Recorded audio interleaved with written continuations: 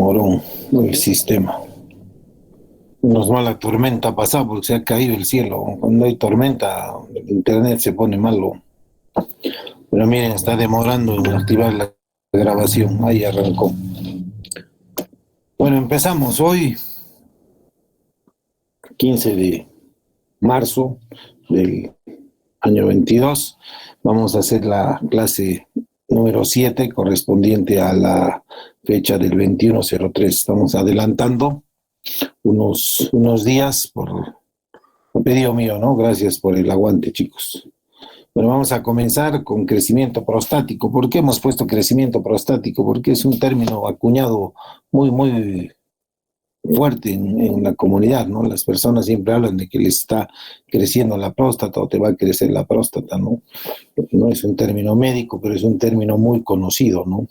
Entonces, el crecimiento prostático o la hipertrofia de próstata son términos que se utilizan comúnmente, ¿no? Y en honor a la verdad, ninguno de los dos es real, ¿no? Porque no es una hipertrofia, porque no aumentan de tamaño las células y tampoco crece la próstata, ¿no? Lo que crece es un tumor benigno dentro de la próstata, ¿no? Que es una hiperplasia, que es el aumento del número de las células, tanto epiteliales como estromales, ¿no? Alrededor del área periuretral o parauretral de la próstata. Entonces, cuando nos referimos a hipertrofia o a crecimiento, entonces lo que tienen que tener en mente es que estamos hablando de una hiperplasia, ¿no? Y la hiperplasia, quieran o no, es un diagnóstico histopatológico, ¿no?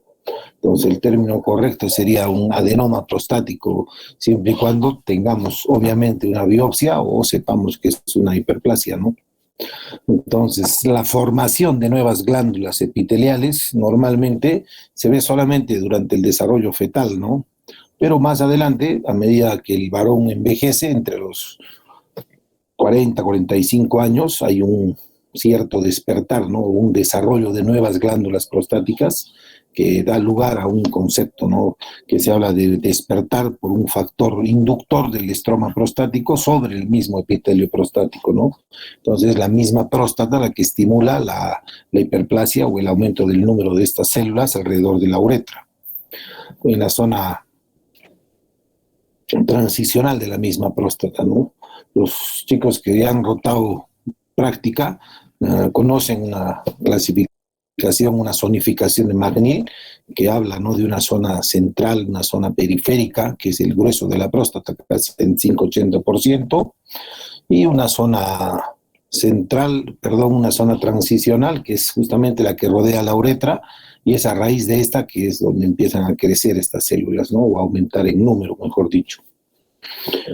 Y una parte fibromuscular, que es la parte anterior de la próstata, ¿no? Entonces, este aumento del número de las células prostáticas va a reflejar básicamente una proliferación, ¿no? Tanto de células epiteliales como estromales, ¿no?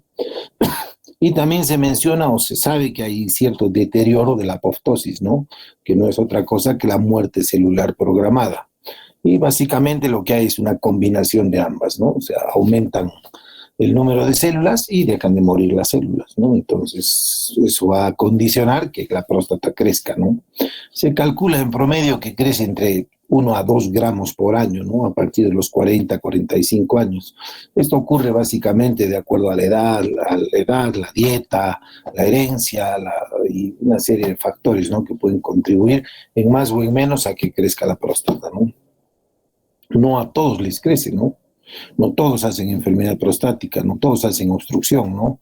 Unos tienen un crecimiento y después tienen un periodo de involución, e incluso hay algunos que llegan a tener una atrofia senil, ¿no? Que la próstata literalmente desaparece, ¿no? Pero durante las primeras fases del desarrollo de la hiperplasia benigna de próstata, la proliferación celular se produce rápidamente, ¿no? Entonces, esta hiperplasia ya establecida, la proliferación celular, tanto estromal como epitelial, hace que en algún momento se ralentice y hay posteriormente un deterioro de la muerte celular programada, ¿no? En esto tienen que ver mucho los andrógenos y los estrógenos que inhiben activamente la muerte celular, ¿no? Entonces hay un papel importante de los andrógenos en la hiperplasia benigna de próstata, ¿no? Recordando un poco fisiología, sabemos que los principales andrógenos o el principal andrógeno es la testosterona, ¿no? Y este se produce en un 90% en los testículos y el otro 10% en las glándulas suprarrenales, ¿no? Básicamente lo que hace la testosterona es unirse directamente a un receptor de andrógenos y convertirse en una forma más potente, que es la dihidrotestosterona, ¿no? Esto gracias a una enzima que es la 5-alfa reductasa, ¿no? Entonces, la 5-alfa reductasa es la enzima que cataliza la conversión de la testosterona en dihidrotestosterona, que es la forma más activa, más potente, más funcional para que se desarrolle esta hiperplasia, ¿no? Hay dos isoformas de 5-alfa reductasa, ¿no? La tipo 1, que es extraprostática, que está ausente en el tejido prostático, pero está presente en la piel, en el hígado, ¿no? Y la tipo 2, que es la prostática, que esta sí se encuentra exclusivamente en la membrana nuclear de las células estromales, ¿no? Pero no dentro de las células epiteliales. Esto es clave para entender el tratamiento médico, ¿no? Han debido escuchar los famosos reductores prostáticos, ¿no? Que son medicamentos que lo primero que hacen es inducir o ralentizar, evitar la proliferación celular y en alguna medida también disminuyen el volumen prostático, ¿no? Entonces, de esta manera se puede llegar a achicar la próstata, ¿no? Hay dos medicamentos clásicos, ¿no? La finasteride, que ustedes lo han debido escuchar o oír mencionar para las alopecias androgénicas en dermatología, ¿no? Los pacientes que se van quedando calvos, entonces se les da 1 miligramo de finasteride y con eso se controla, ¿no? El exceso de testosterona. Ahora, después, este finasteride básicamente actúa sobre las dos isoformas, ¿no? Tipo 1 y tipo 2, ¿no? En cambio, dutasterida, que es una nueva molécula que salió varios años después de finasteride, es exclusivamente tipo 2 prostática, ¿no? Y esta inhibe el crecimiento prostático. Para que tengan una idea, la velocidad de acción de finasterida, la del tipo 1, es más o menos en 1 año, o sea, después de haber tomado 1 año recién del medicamento, entonces vamos a poder reducir el volumen prostático, ¿no? En cambio, la tipo 2, que es directa sobre la próstata, esta actúa básicamente en 6 semanas, ¿no? Y puede llegar a disminuir hasta en un 33% el volumen prostático. La testosterona lo que hace básicamente es difundirse en las células epiteliales de la próstata y del estroma, ¿no? Dentro de estas células epiteliales se une a un receptor de andrógenos, ¿no? En las células del estroma de la próstata, una pequeña porción se une directamente al receptor de andrógenos, pero la mayoría se une al tipo 2, ¿no? Que es exclusivo de la próstata, ¿no? A nivel de la membrana nuclear, y se va a convertir en dihidrotestosterona. Y luego de unirse con mayor afinidad y por lo tanto con mayor potencia que la testosterona al receptor de andrógenos en la célula estromal, entonces va a activar el desarrollo, ¿no? Hay algunos también que hablan de un despertar, ¿no? De unas células, o sea, parauretrales por un mecanismo de fibroblastos, pero mucho tiene que ver también ahí el efecto de la testosterona, ¿no? Y los andrógenos. Y parte de esta dihidrotestosterona formada en las células del estroma se van a difundir de estas células hacia las células epiteliales cercanas, ¿no? Es una acción parácrina. Ahora, el receptor de andrógenos, la testosterona o el complejo de receptor de andrógenos y la dihidrotestosterona se unen luego a los sitios de unión específicos en el núcleo, ¿no? Induciendo así, de esta manera, la transcripción de genes dependientes de andrógenos y la subsiguiente síntesis de proteínas, ¿no? Lo que condiciona la aparición del mayor número de células, ¿no? Entonces, el tratamiento viene encaminado a eso, ¿no? Inhibir esta conversión de testosterona en dihidrotestosterona, que es lo que hace, ¿no? Básicamente finasteride y mucho mejor y más eficientemente la dutasterida, ¿no? Ahora, en cuanto a la fisiopatología y las causas de obstrucción de la salida de la vejiga, es cierto y hay que reconocer que la principal causa de la obstrucción de la salida de la vejiga en los hombres es la hiperplasia benigna de próstata o adenoma prostático, ¿no?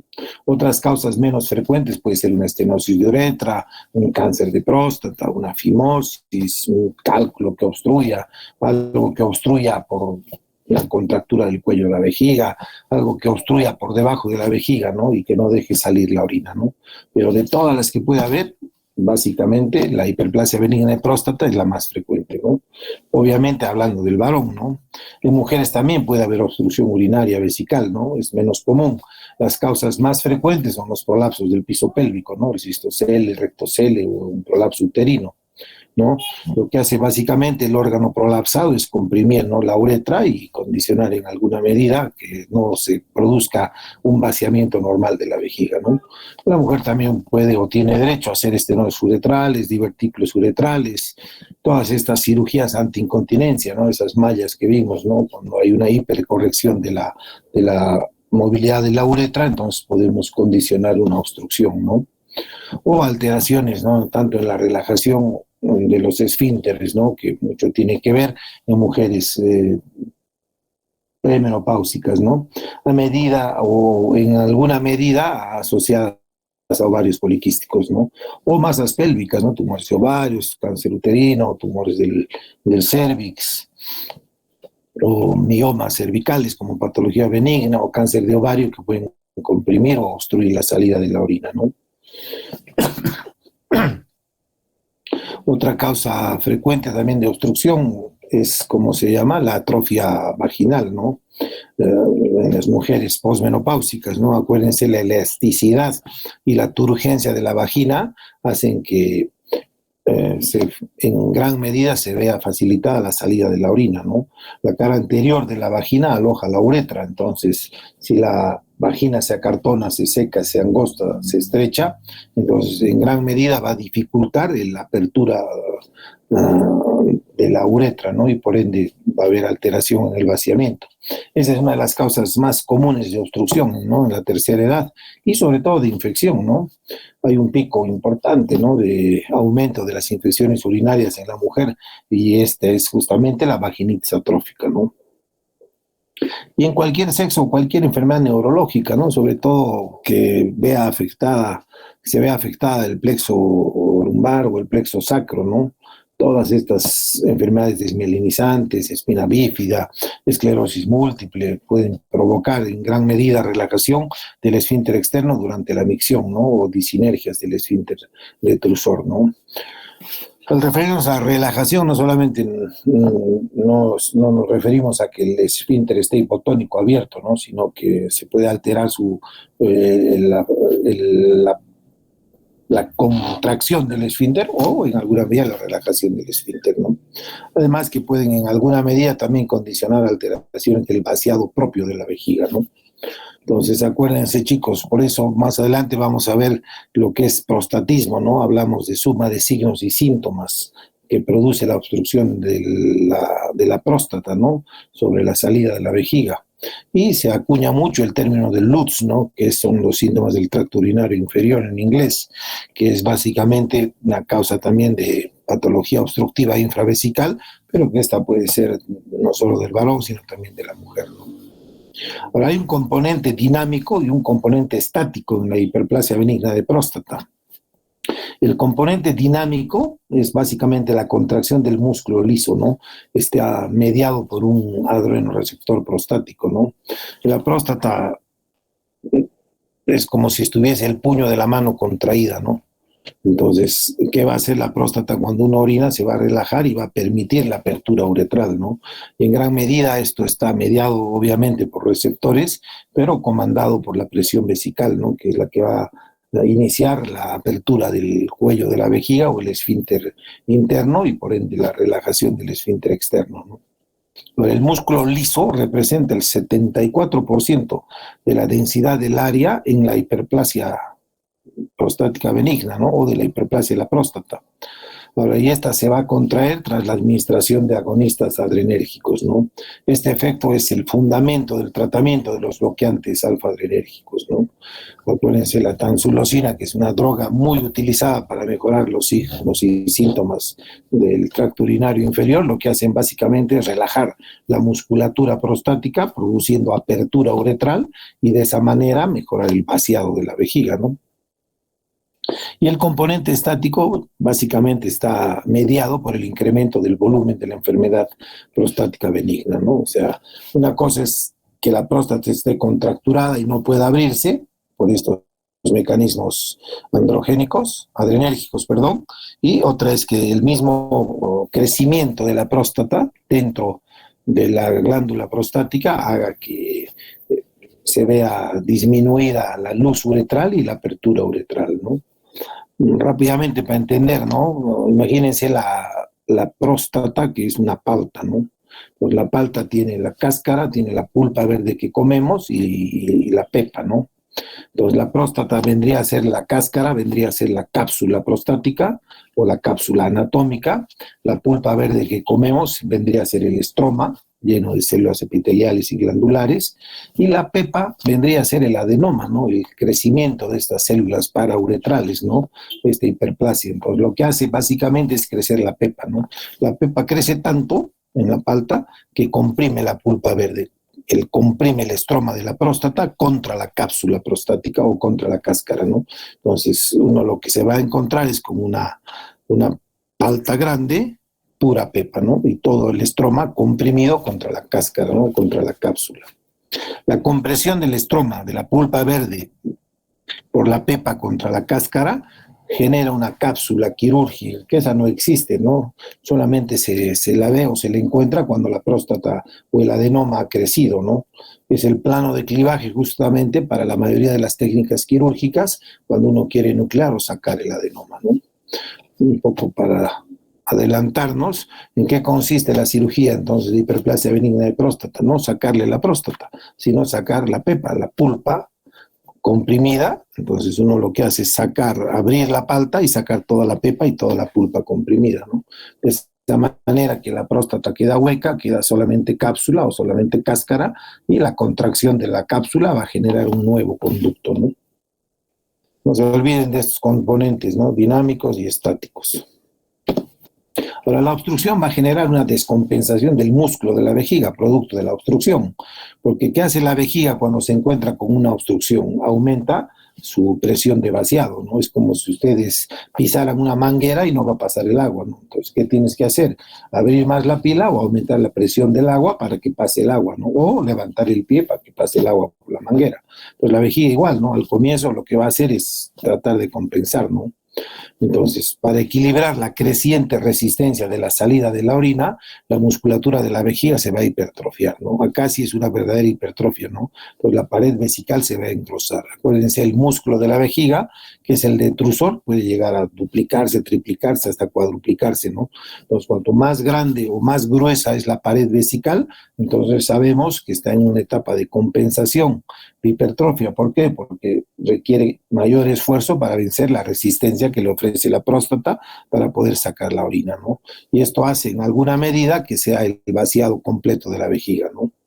Pero este músculo hipertrofiado a la larga va a ser sustituido por tejido colágeno, ¿no? ¿Por qué? Porque no es que va a seguir engrosando, engrosando, engrosando. Entonces llega un punto en que es tal la obstrucción que la vejiga se descompensa, ¿no? Y el músculo es reemplazado por tejido colágeno, que tiene capacidad, sí, de distensión, pero no tiene capacidad de contracción o de vaciar. Y eso condiciona que aparezcan celdas, trabéculas o divertículos, ¿no? Ahora, este músculo hipertrofiado puede verse endoscópicamente, ¿no? Ahora, con infección secundaria o los efectos donde la infección a menudo se van a superponer. ¿Por qué? Porque a medida que la vejiga se descompensa, no termina básicamente de vaciarse completamente, entonces tiene un residuo miccional, ¿no? Y este residuo miccional va a favorecer la infección y eso puede dar ciertos cambios endoscópicos en la mucosa, ¿no? Como que esté infiltrado por células plasmáticas, linfocitos, células polimorfonucleares, ¿no?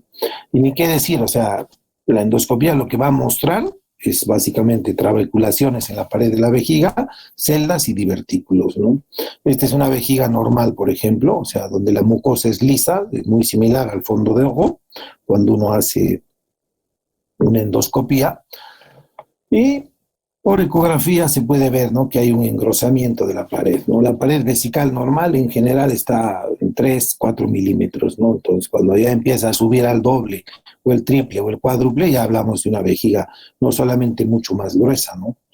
O sea, tiene un músculo hipertrófico completamente engrosado, ya la pared vesical se ve algo irregular, y la parte interna en la endoscopía se va a ver esta aparición de como cuerdas, ¿no?, que son las trabéculas. Entre trabécula y trabécula se forman unas celdas, y si esa celda ya no tiene músculo, se va a volver un divertículo, ¿no?, que es la protrusión de la mucosa a través de la pared misma de la vejiga, ¿no? Entonces, esta es una vejiga hipertrófica, es una vejiga ya descompensada con células y trabéculas, y es una vejiga ya recontra dañada, que ya tiene divertículos, ¿no? Todo producto de la obstrucción, ¿no? ¿Por qué? Porque lo que hace la próstata es impedir la salida de la orina, y para que la vejiga pueda cumplir su función de vaciado, ¿qué hace?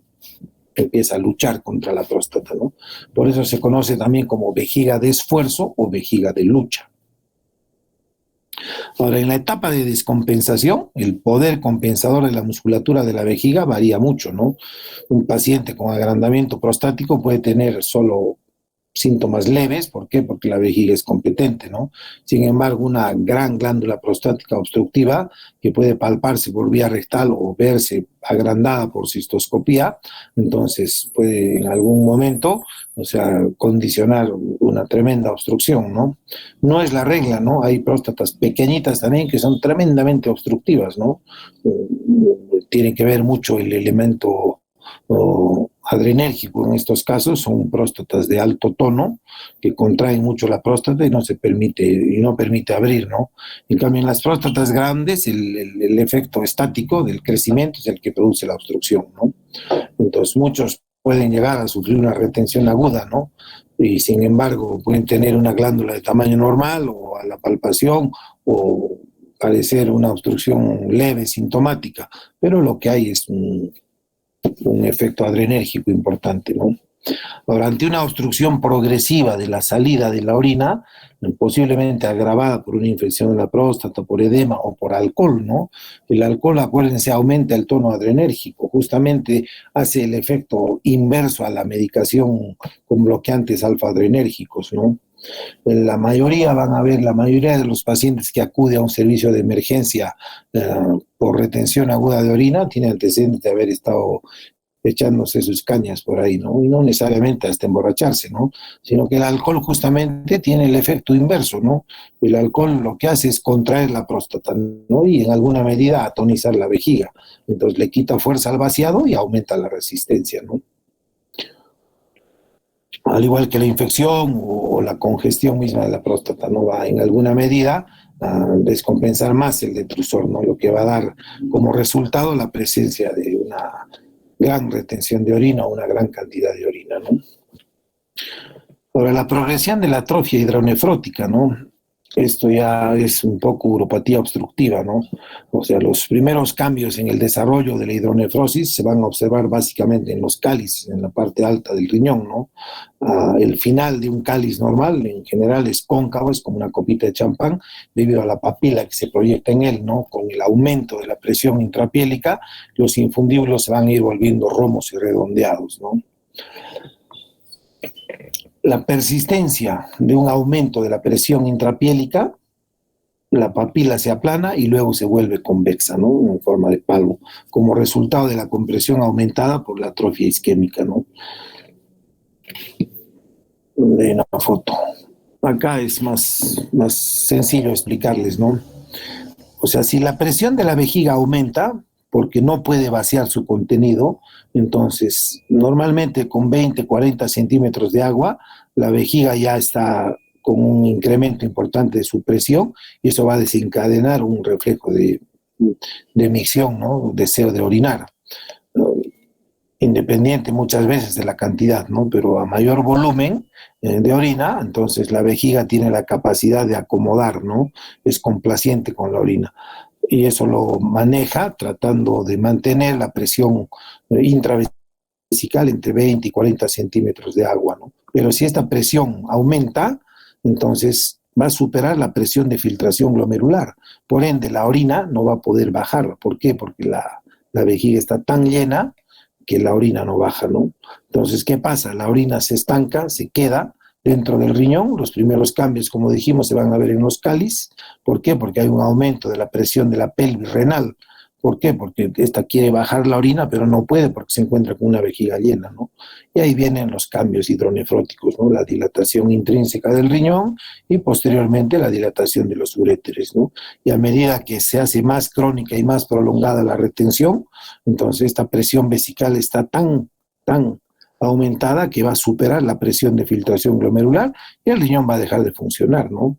Y al estancarse la orina, eso también va a aumentar la presión intrarrenal y eso va a comprimir el parénquima y al comprimir el parénquima, el riñón va a desfallecer, ¿no? Esa es la fisiopatología de la uropatía obstructiva, ¿no? Un poco para ponérselas más sencillo para que terminen de entender, ¿no? Es exactamente el mismo fenómeno de un tanque de agua que está en el techo de una casa, que cuando el tanque está lleno y el pozo está vacío o medio vacío, va a bajar el agua, ¿no? ¿Por qué? Porque la presión del tanque es mayor que la presión del pozo. Pero cuando el pozo se llena, entonces se nivelan los gradientes de presión. Entonces el pozo que está en el piso de la casa, en la parte baja, se llena el pozo, nivela la presión con el tanque y el tanque deja de mandar agua, ¿no? Porque si el tanque seguiría mandando agua, va a rebalsar el pozo, ¿no? Entonces, básicamente son gradientes de presión, ¿no? Entonces, el problema de la descompensación de la vejiga va a venir cuando la presión intravesical va a superar la presión de filtración glomerular, ¿no? Y ese problema va a condicionar que aumente la presión intrapiélica y empiece a generar dilatación, ¿no? Y a mayor dilatación, a mayor eh, complacencia del riñón para retener orina, va a haber mayor daño renal, ¿no? Acuérdense, el riñón es un órgano formador de orina, no es un órgano almacenador, ¿no? Entonces, esta es una típica uropatía obstructiva, ¿no? Una ureterohidronefrosis bilateral con un adelgazamiento del parénquima renal, ¿no? Que es la parte funcional y estructural del riñón, ¿no? ¿Producto de qué? De una obstrucción baja, ¿no? Entonces, eso es lo que hemos hablado básicamente.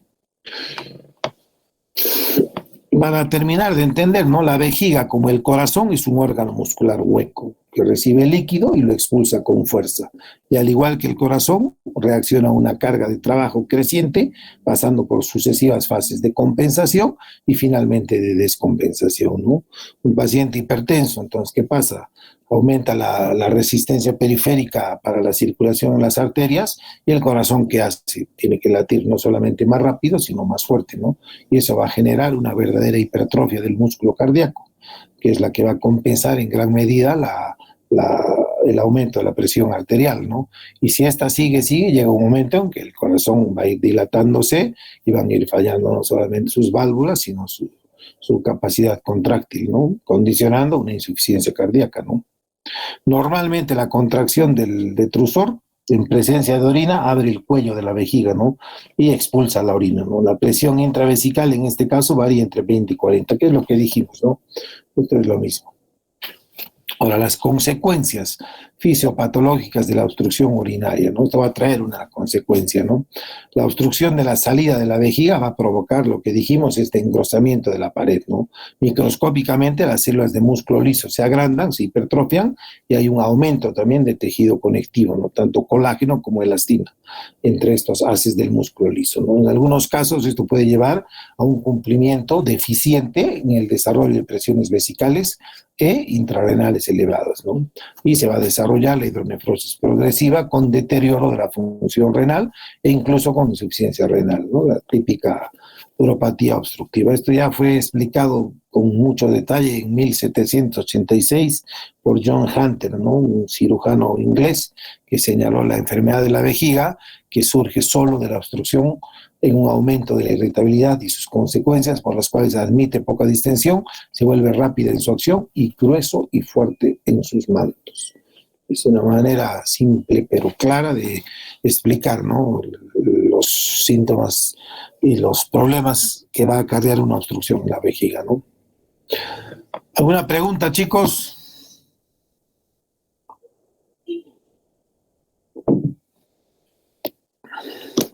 ¿Está claro? Sí, doctor. Sí, doctor, está claro. Ya, entonces arrancamos ahora sí con la hiperplasia prostática benigna, ¿no? El término hiperplasia prostática benigna tiene o ha tenido connotaciones muy diferentes, ¿no? Tanto para el urólogo, el patólogo, el radiólogo, ¿no? Ni qué decir el paciente y las empresas farmacéuticas que hacen su agosto con esto, ¿no? Acuérdense que los tratamientos para la hiperplasia benigna de próstata son tratamientos crónicos, ¿no?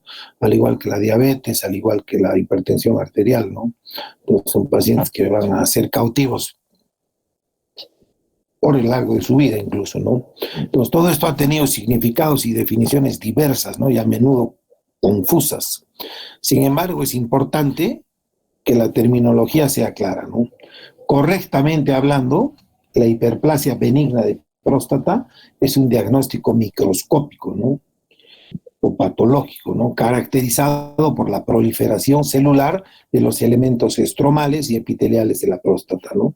Esto lo dice un patólogo, ¿no? Ahora, para el radiólogo, el urólogo, que pueden escanear la próstata con ultrasonido o con un examen dígito rectal o con estudios de imágenes, ¿no? Tridimensionales, van a confirmar un agrandamiento de la próstata, ¿no?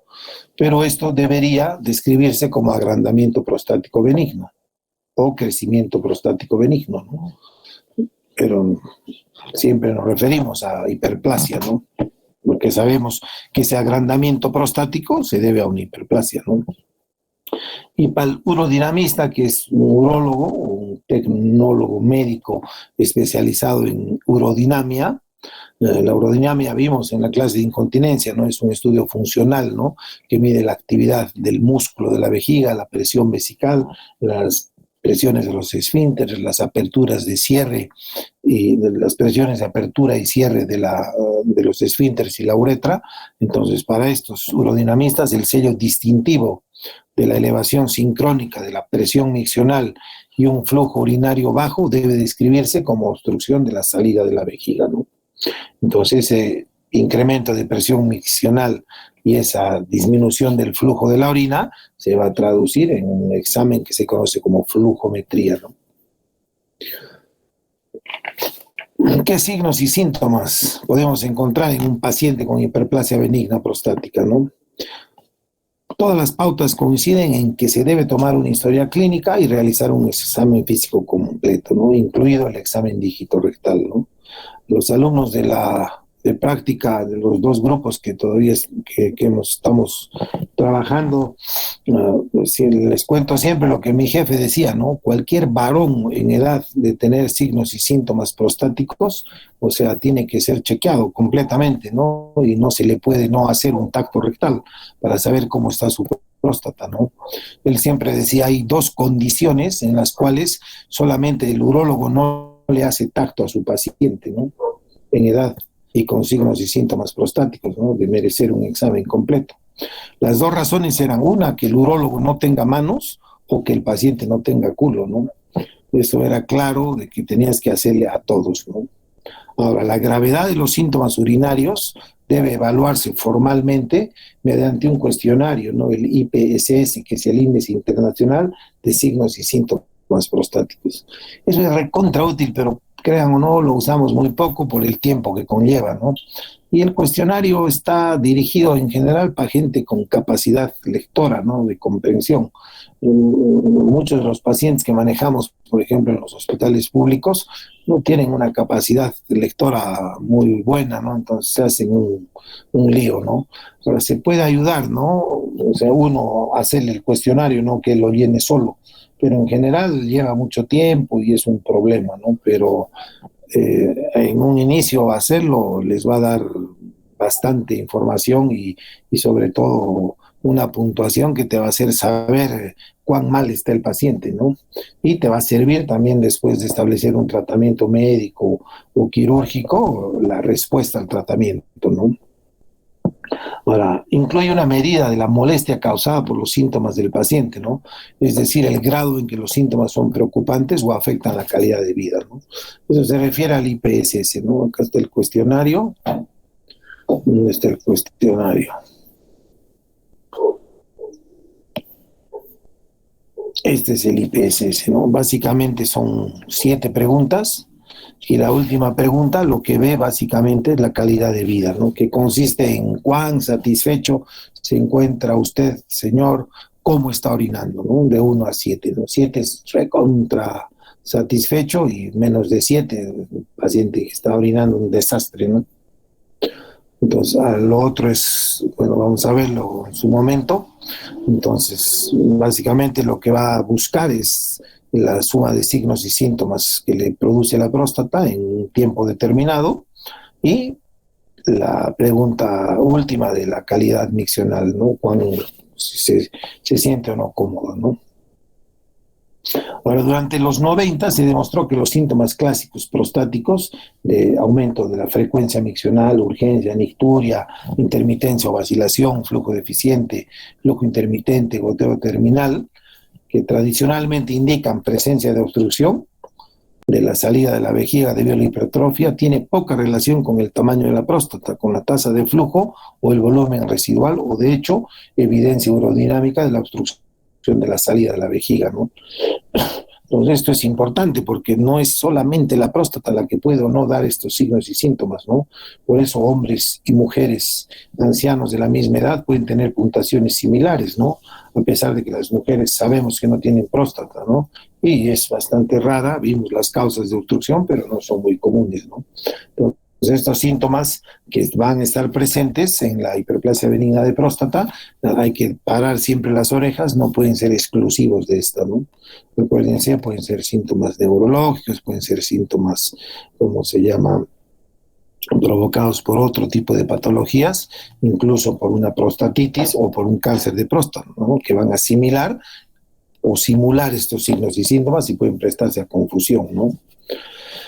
Entonces acá hay dos términos que están muy acuñados, que van muy de la mano, ¿no? El prostatismo, que es la suma de signos y síntomas que da la próstata, por eso se llama prostatismo, que da básicamente el crecimiento benigno de la próstata, puede dar el cáncer de próstata también, y puede dar la prostatitis, que es la inflamación aguda o crónica de la próstata, ¿no? Y los LUTS, que son los síntomas del tracto urinario inferior, que son básicamente los mismos, ¿no? Pero al referirnos LUTS, entonces no es una cosa exclusiva de la próstata, ¿no? Entonces hoy por hoy se está tratando en alguna medida, en muchos textos, en muchos artículos de revisión, hablar más de LUTS que de prostatismo, ¿no? Pero hay que entender que ambas cosas, o sea, son similares en cuanto a signos y síntomas, lo que sí, indica básicamente por la próstata y no solamente por la próstata, ¿no? LUTS es en inglés, ¿no? Low Urinary Tract Symptoms, ¿no?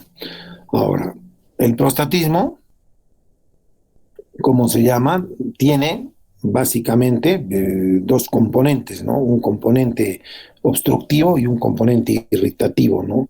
Ahora, es más común que la parte estática y la parte dinámica cuando hay la hiperplasia benigna de próstata, entonces condicione en general más síntomas obstructivos, ¿no? Y en alguna medida también síntomas irritativos. Y pueden coexistir los dos, ¿no? Y en un menos número de pacientes va a haber un predominio de síntomas irritativos sobre los obstructivos, ¿no? Pero ambos básicamente lo que indican es que hay un trastorno en el vaciado o en el tracto urinario inferior de salida, ¿no? Ahora, ¿qué hay que preguntarle, ¿no?, al paciente básicamente, ¿no? O sea, mojar la cama, ¿no?, por ejemplo, sugiere la presencia de retención, ¿no? Si el paciente te dice que se orina en la noche dormido, entonces lo más probable es que no sea un tema de incontinencia, si es que el paciente tiene globo vesical, ¿no? Entonces ahí lo que hay es una incontinencia por rebosamiento, ¿no? Ahora, una frecuencia y una urgencia marcada, ¿no? Urgencia es ese deseo imperioso de orinar, ¿no? El paciente se acerca al baño o escucha correr el agua o agarra el agua o tiene ganas de orinar y le quiere ganar y a veces le gana, ¿no? Y la frecuencia es el incremento en el número de veces que el paciente va a orinar, ¿no?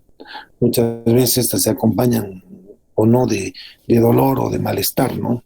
La frecuencia y la urgencia hacen, como se llama, que el tenesmo, ese síntoma tan molesto y tan variado, o sea, condicione en gran medida todas las molestias que tiene el paciente en sí, ¿no?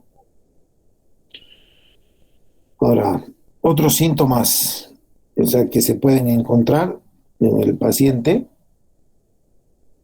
o sea, van a requerir siempre en gran medida, o sea, en gran medida van a requerir de una observación más clara, ¿no? O interrogarle un poco más, ¿no? Hay que, un poco para aclarar, hay que tener mucho cuidado con el tenesmo, ¿no? El tenesmo es un síntoma sensorial, o sea, es ese deseo de orinar que tiene el paciente, ¿no? Que incluso puede presentarse con la vejiga vacía, ¿no? Es un deseo continuo, por eso frecuencia y urgencia, ¿no? En general es un deseo frecuente u urgente, muchas veces doloroso, y las más de las veces está acompañado de dificultad o de imposibilidad para realizar la micción, ¿no?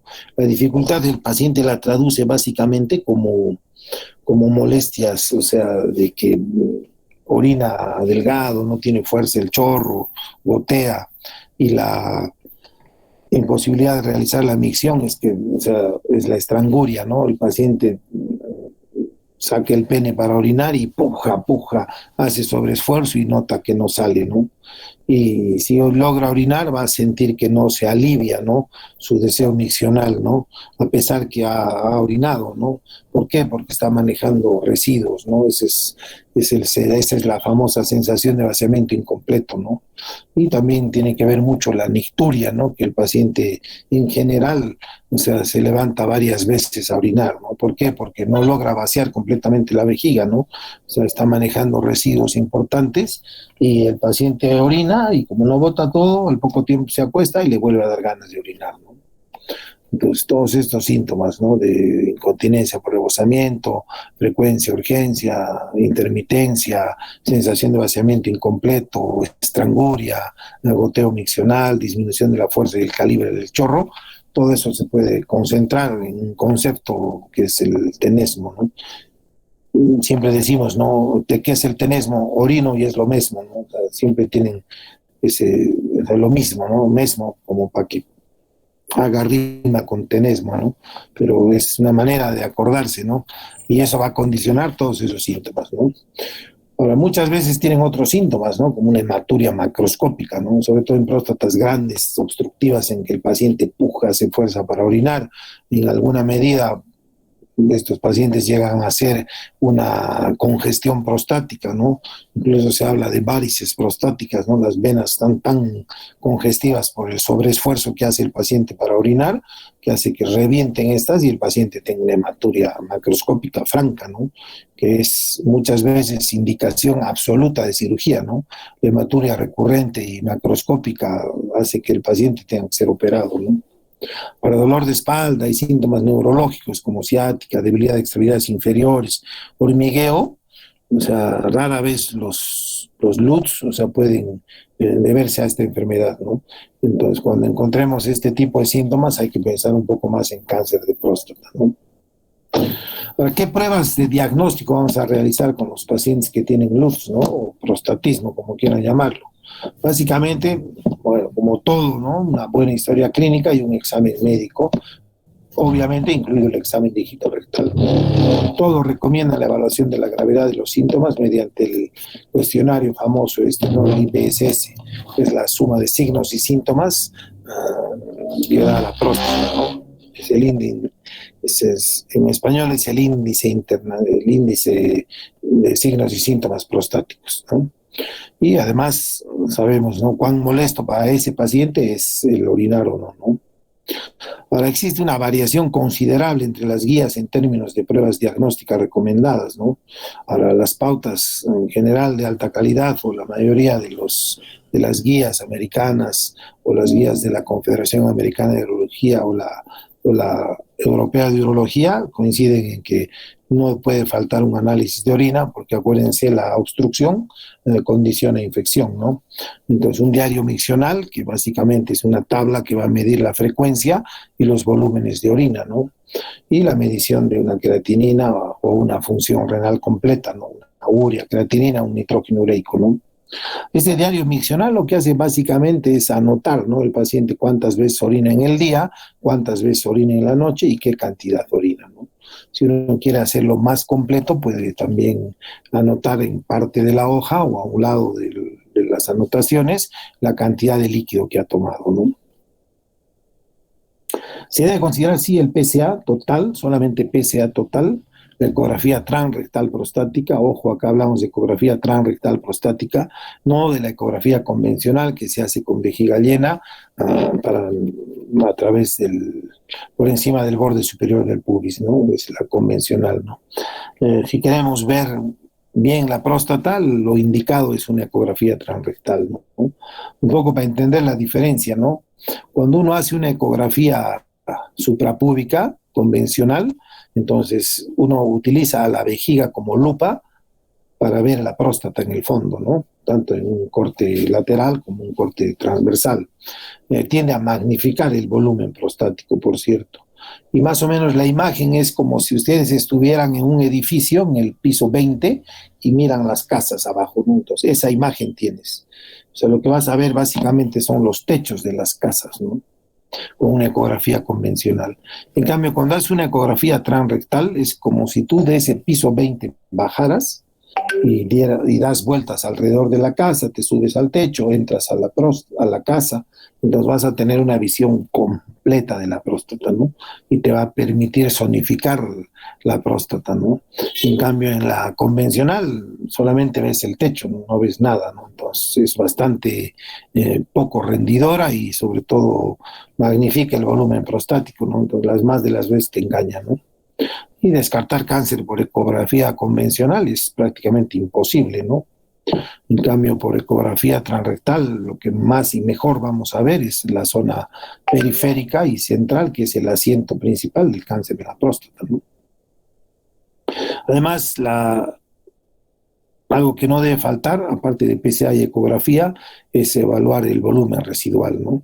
Entonces, siempre la orden de ecografía para un paciente en el cual estamos descartando una hiperplasia benigna de próstata, debe ser, ¿no? Ecografía renal bilateral más vesical funcional, ¿no? ¿Qué quiere decir vesical funcional? O sea, hacer una ecografía con la vejiga llena para medir y saber su capacidad. Y funcional, ¿por qué? Porque debe tener una parte postmiccional para evaluar si existe o no residuo, ¿no? Y la parte prostática, aclarar que sea transrectal, ¿no?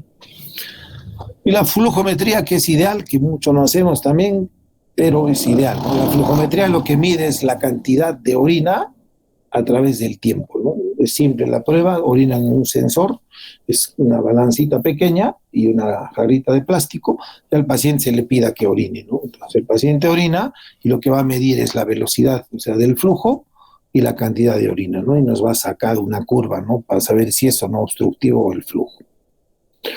Y algo que no falta es el examen dígito rectal y el PSA, ¿no? El examen dígito rectal básicamente lo que va a buscar es detectar nódulos, induraciones o irregularidades en la próstata y la pérdida de la movilidad de la misma, ¿no? Que son signos patognomónicos del cáncer de próstata, ¿no?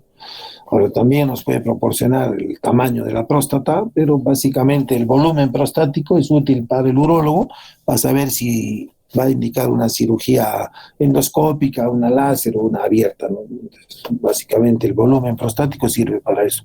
Pero con el tacto es aproximado, lo ideal es una ecografía transrectal, tú vas a tener básicamente, o sea, tu volumen prostático expresado en gramos, ¿no? Entonces la próstata o el ecógrafo transrectal mide en centímetros cúbicos, en 3 dimensiones, ¿no? Una anterior, una longitudinal y una anteroposterior, ¿no? Anteroposterior, longitudinal y transversal. Esas 3 medidas se multiplican por una constante que es 0.52 y lo que es en centímetros cúbicos, la próstata pasa a ser cuantificada en gramos, ¿no? Para tener el volumen y el peso real de la próstata. Recuérdense, la densidad del agua es la misma que la próstata, entonces esas medidas, ¿no? Transversal, longitudinal y anteroposterior, multiplicadas por 0.52, que es la constante, va a transformar esas medidas en centímetros cúbicos en gramos, ¿no? Ahora, el tamaño por sí solo no es una indicación para el tratamiento, ¿no? Pero si se contempla el tratamiento quirúrgico, se debe confirmar el crecimiento de la próstata mediante una ecografía transrectal, ¿no? Dijimos algo rápidamente, ¿no? O sea, es más frecuente que las próstatas grandes produzcan mayor obstrucción, ¿no? Pero también hay próstatas chicas que pueden ser tremendamente obstructivas, ¿no? Sobre todo su estado dinámico, ¿no? O sea, tienen un tono adrenérgico incrementado y es como que la próstata está cerrado, como si el puño de la mano esté completamente cerrado y no se pueda abrir, ¿no?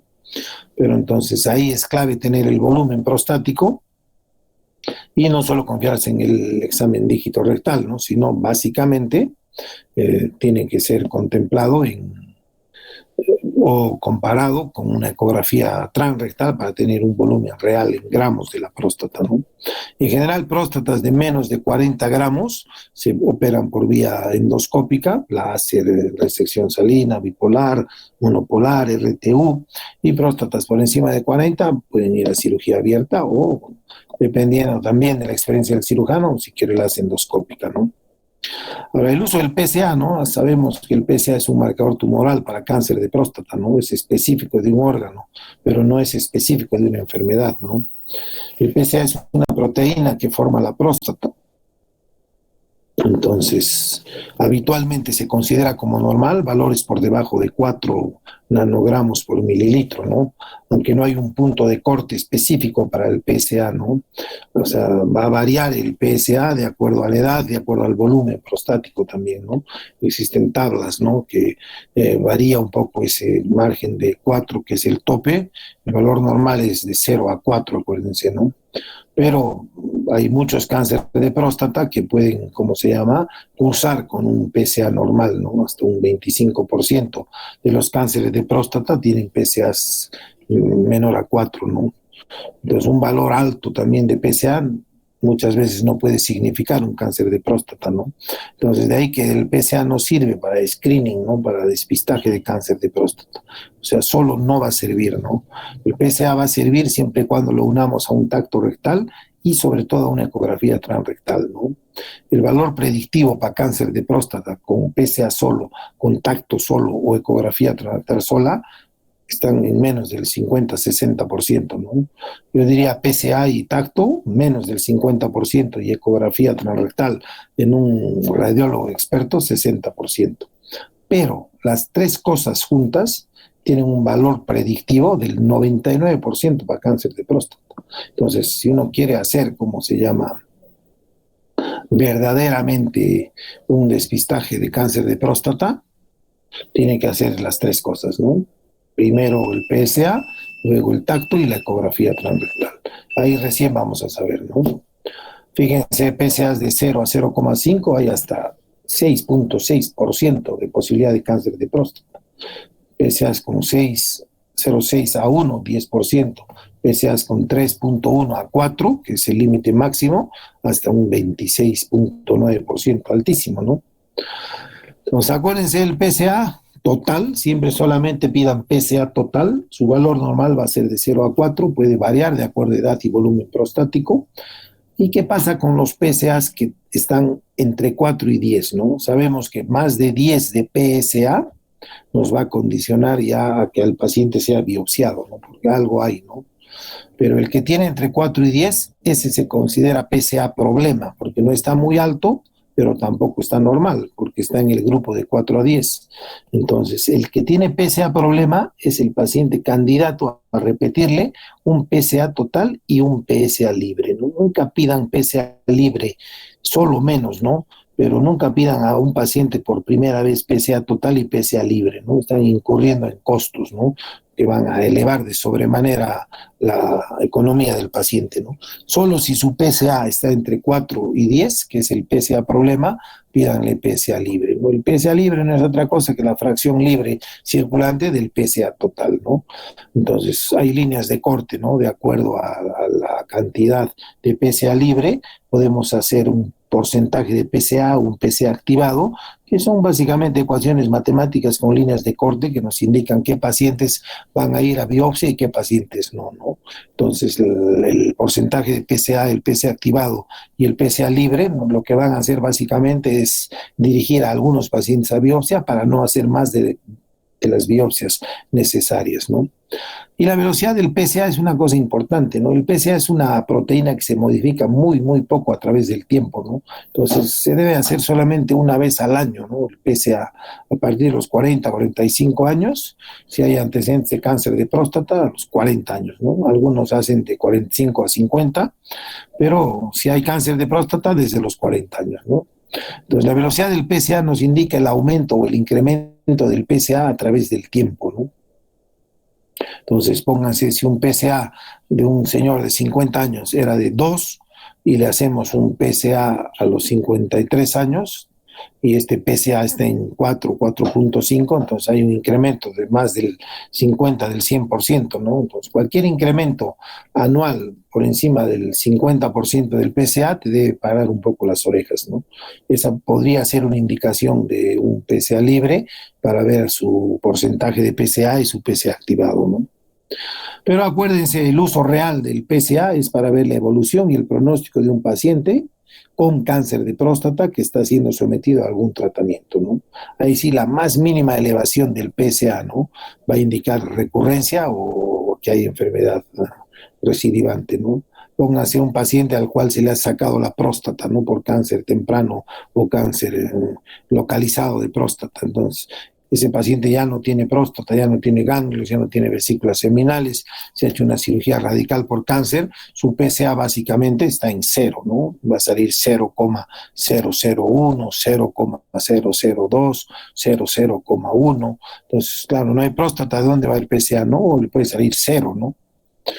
Pero si a través del tiempo, el primer año, cualquier paciente con cáncer de próstata sometido a tratamiento, tiene que tener controles de PSA cada 3 meses y cada 6 meses el segundo, y a partir del tercero una vez al año, ¿no?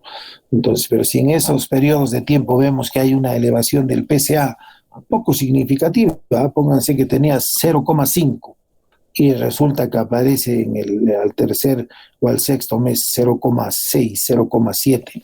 ¿Qué quiere decir? Que ese paciente está elevando PSA, ¿no?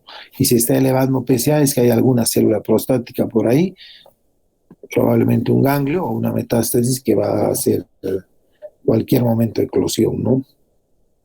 La función renal, bueno, no hay mucho que hablar, ¿no? Sabemos que la uropatía obstructiva, sobre todo en enfermedad prostática avanzada, va a condicionar una alteración de la función renal, ¿no? Y esta se va a ver reflejada en la creatinina y la urea que van subiendo, ¿no?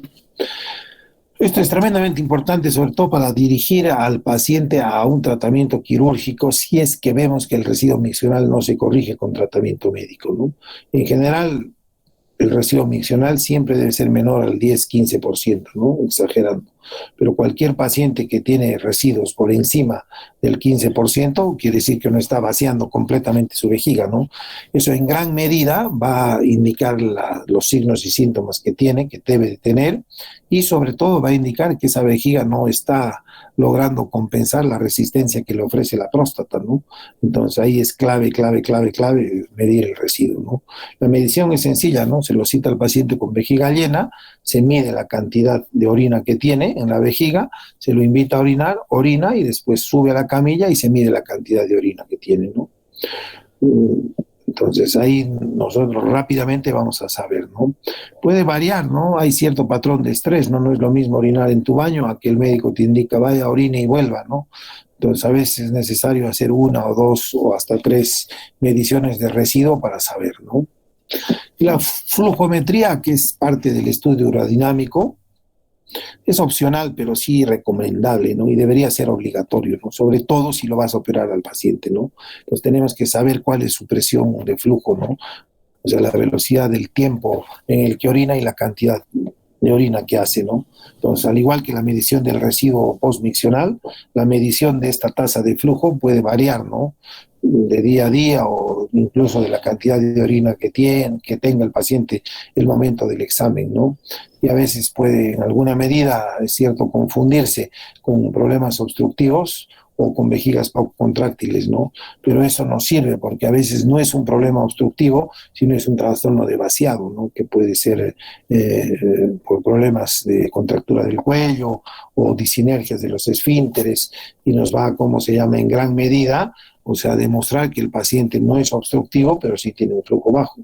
Y eso es importante. ¿Por qué? Porque muchos pacientes a veces se operan porque múltiples patologías pueden simular el prostatismo o los LUTS, como hemos visto, y estas, si uno no es meticuloso, puede terminar operando una vejiga neurogénica, por ejemplo, que tiene un trastorno de vaciado, pensando que es una próstata, ¿no? Y lo único que vamos a lograr es descompensar más la vejiga y obviamente la flujometría de control va a ser igual o peor que antes, ¿no?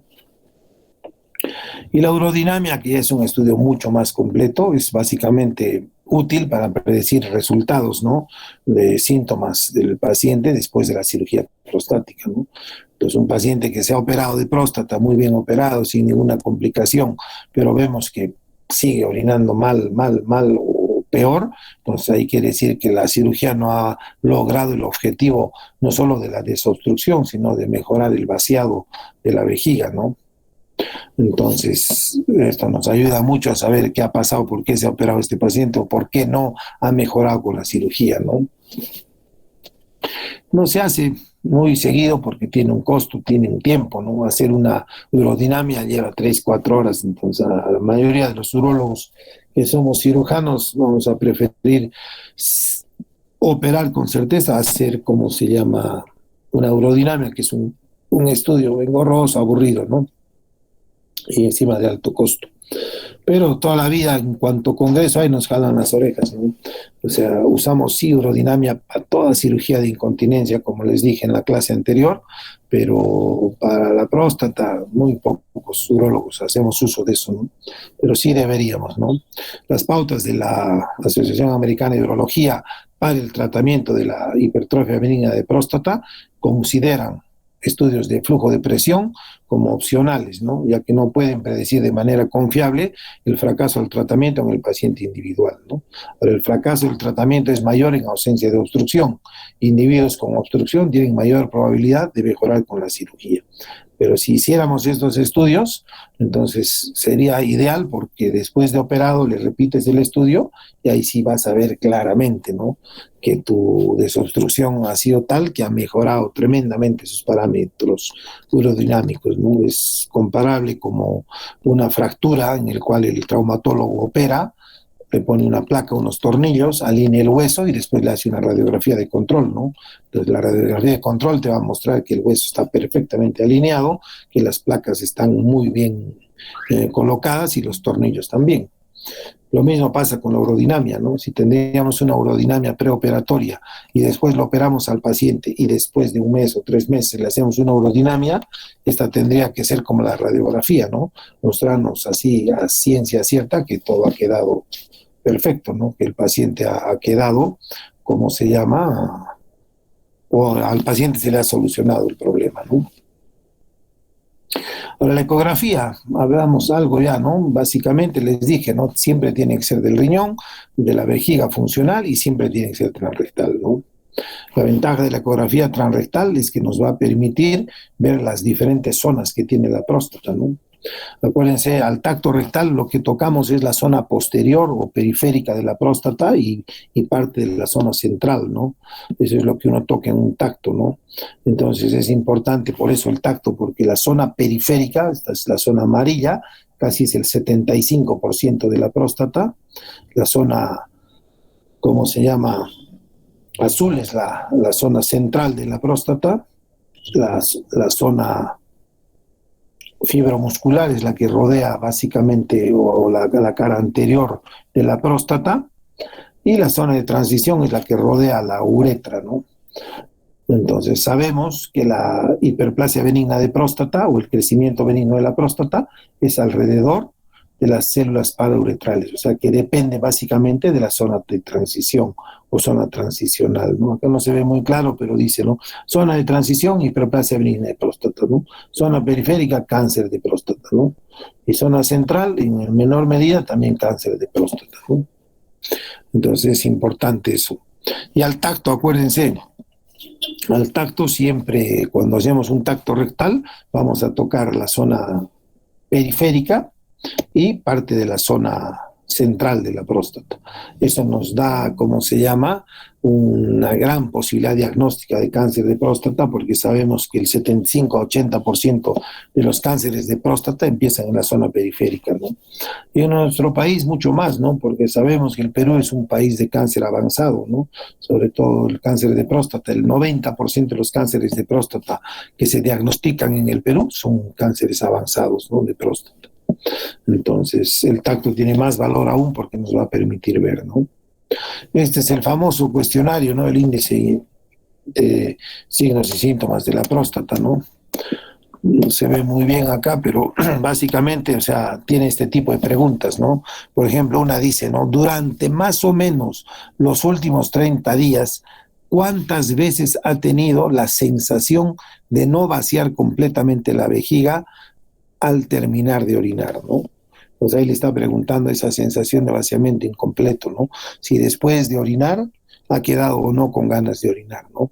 Y en los últimos 30 días, puede decir ninguna, cero de puntuación, menos de una, uno, menos de dos, dos, ¿no? Aproximadamente la mitad de las veces tres, más de la mitad de las veces cuatro y casi siempre cinco, ¿no? Entonces, de acuerdo al puntaje, vamos a tener una clasificación, ¿no? Si es de 0 a 7, la gravedad de los síntomas va a ser leves, ¿no? O sea, son síntomas poco molestos, el flujo de orina es razonable, el volumen residual es bajo. Ahora, si es de 8 a 19, ya tiene síntomas moderados, ¿no? Molestos, ¿no? Aumento de volumen residual, pero sin mayor complicaciones. Y si su índice de signos y síntomas prostáticos es mayor a 20, quiere decir que tiene muchas molestias, ¿no? Y en general tiene complicaciones de obstrucción, ¿no? Otra pregunta clásica es, por ejemplo, durante más o menos los últimos 30 días, ¿cuántas veces ha tenido que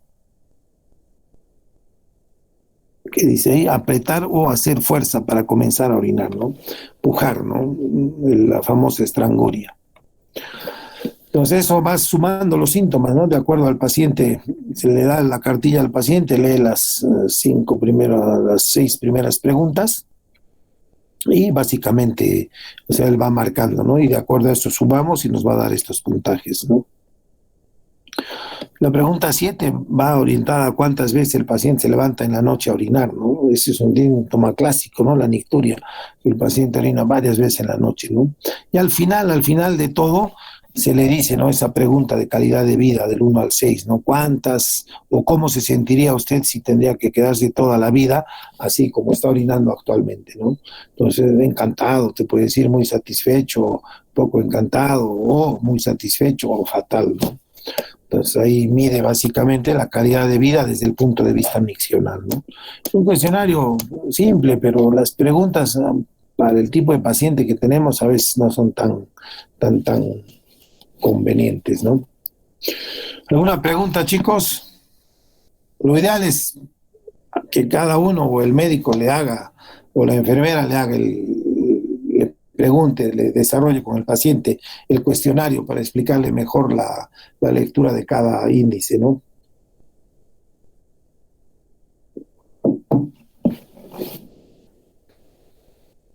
¿Alguna pregunta, chicos?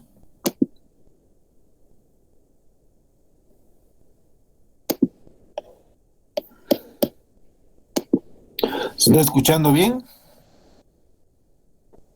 Sí, doctor. Sí, Sí, se doctor, escucha bien. sí se escucha bien. Sí, doctor. Y a ver, 5 minutos de descanso para que no se me duerman porque ya se está alargando la clase. En 5 volvemos. Está bien, doctor.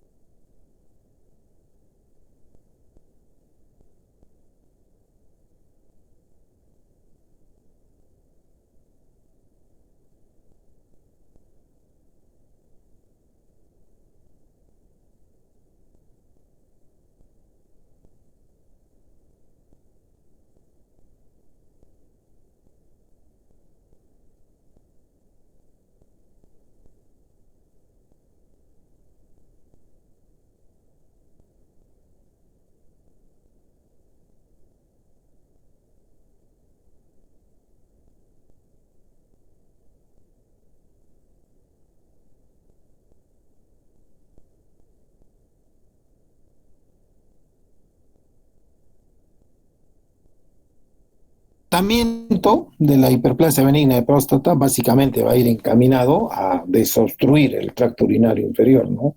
De la parte distal de la vejiga que está siendo obstruida por el crecimiento de la próstata o por el aumento del tono adrenérgico de la próstata.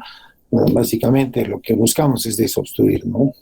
Ahora, en los pacientes en los que el daño renal, ¿no?, o uretero vesical secundario a reflujo en este último es mínimo o inexistente, la corrección de la obstrucción es solamente suficiente, ¿no?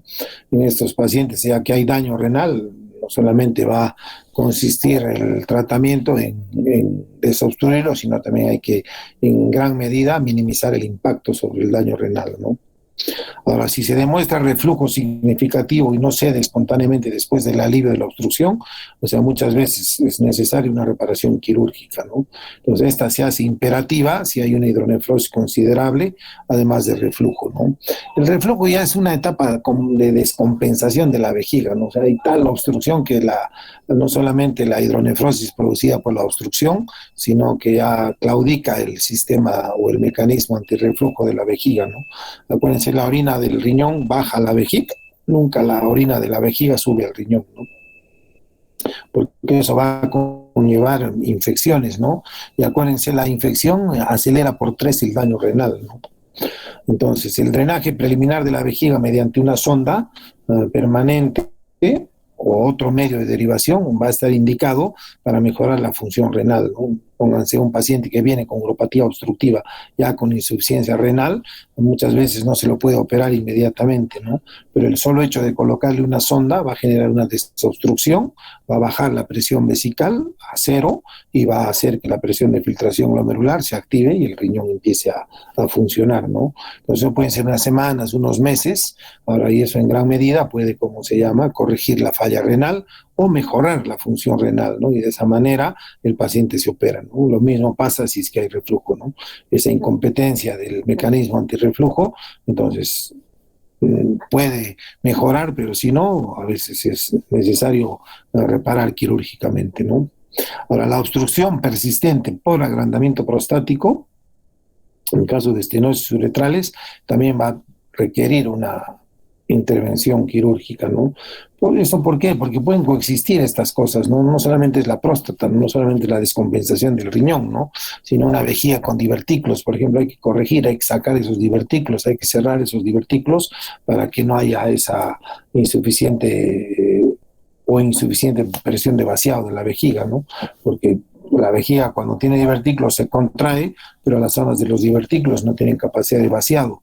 Y aparte son celdas que favorecen la formación de cálculos, de infección, incluso cáncer, ¿no? Entonces, todo lo que conlleve la obstrucción y lo que pueda, además, contribuir a mayor daño sobre la vía urinaria alta tiene que ser corregida, ¿no? Si es la uretra, si son divertículos, si hay reflujo, todo eso, ¿no? Entonces, no solamente pensemos que el tratamiento va dirigido a la desobstrucción, ¿no? Pero en pacientes obstruidos, entonces tenemos básicamente dos modalidades de tratamiento, ¿no? El tratamiento médico y el tratamiento quirúrgico, ¿no? En el tratamiento médico lo que usamos mucho son los bloqueantes alfa-adrenérgicos, ¿no? Dijimos que el incremento del tono alfa-adrenérgico en la próstata genera contracción y por ende no se produce la apertura de la uretra, ¿no? Y la vejiga no puede abrir esa próstata, ¿no? Entonces, si le damos un bloqueante alfa-adrenérgico, vamos a relajar la musculatura de la próstata y de esa manera vamos a producir apertura uretral y va a haber mayor fuerza de vaciado de la vejiga, ¿no? Estos básicamente son los selectivos y no selectivos. De los selectivos, el que más se usa y está presente en el mercado es la tamsulosina, que viene a dosis de 0,4 miligramos una vez por noche nada más, ¿no? Y los no selectivos, que no solamente actúan en la próstata, sino también en los vasos sanguíneos, están doxazosina, que es el Cardura, el Aitrin, que es la alfusosina, la terazosina, hay un montón, ¿no? Pero habiendo selectivos y no selectivos, mejor usar selectivos, ¿no? El principal efecto secundario de estos, tanto selectivos como no selectivos, es la hipotensión ortostática, ¿no? Entonces, de ahí que muchos o todos o la mayoría de estos medicamentos se dan siempre en la noche para dormir, ¿no?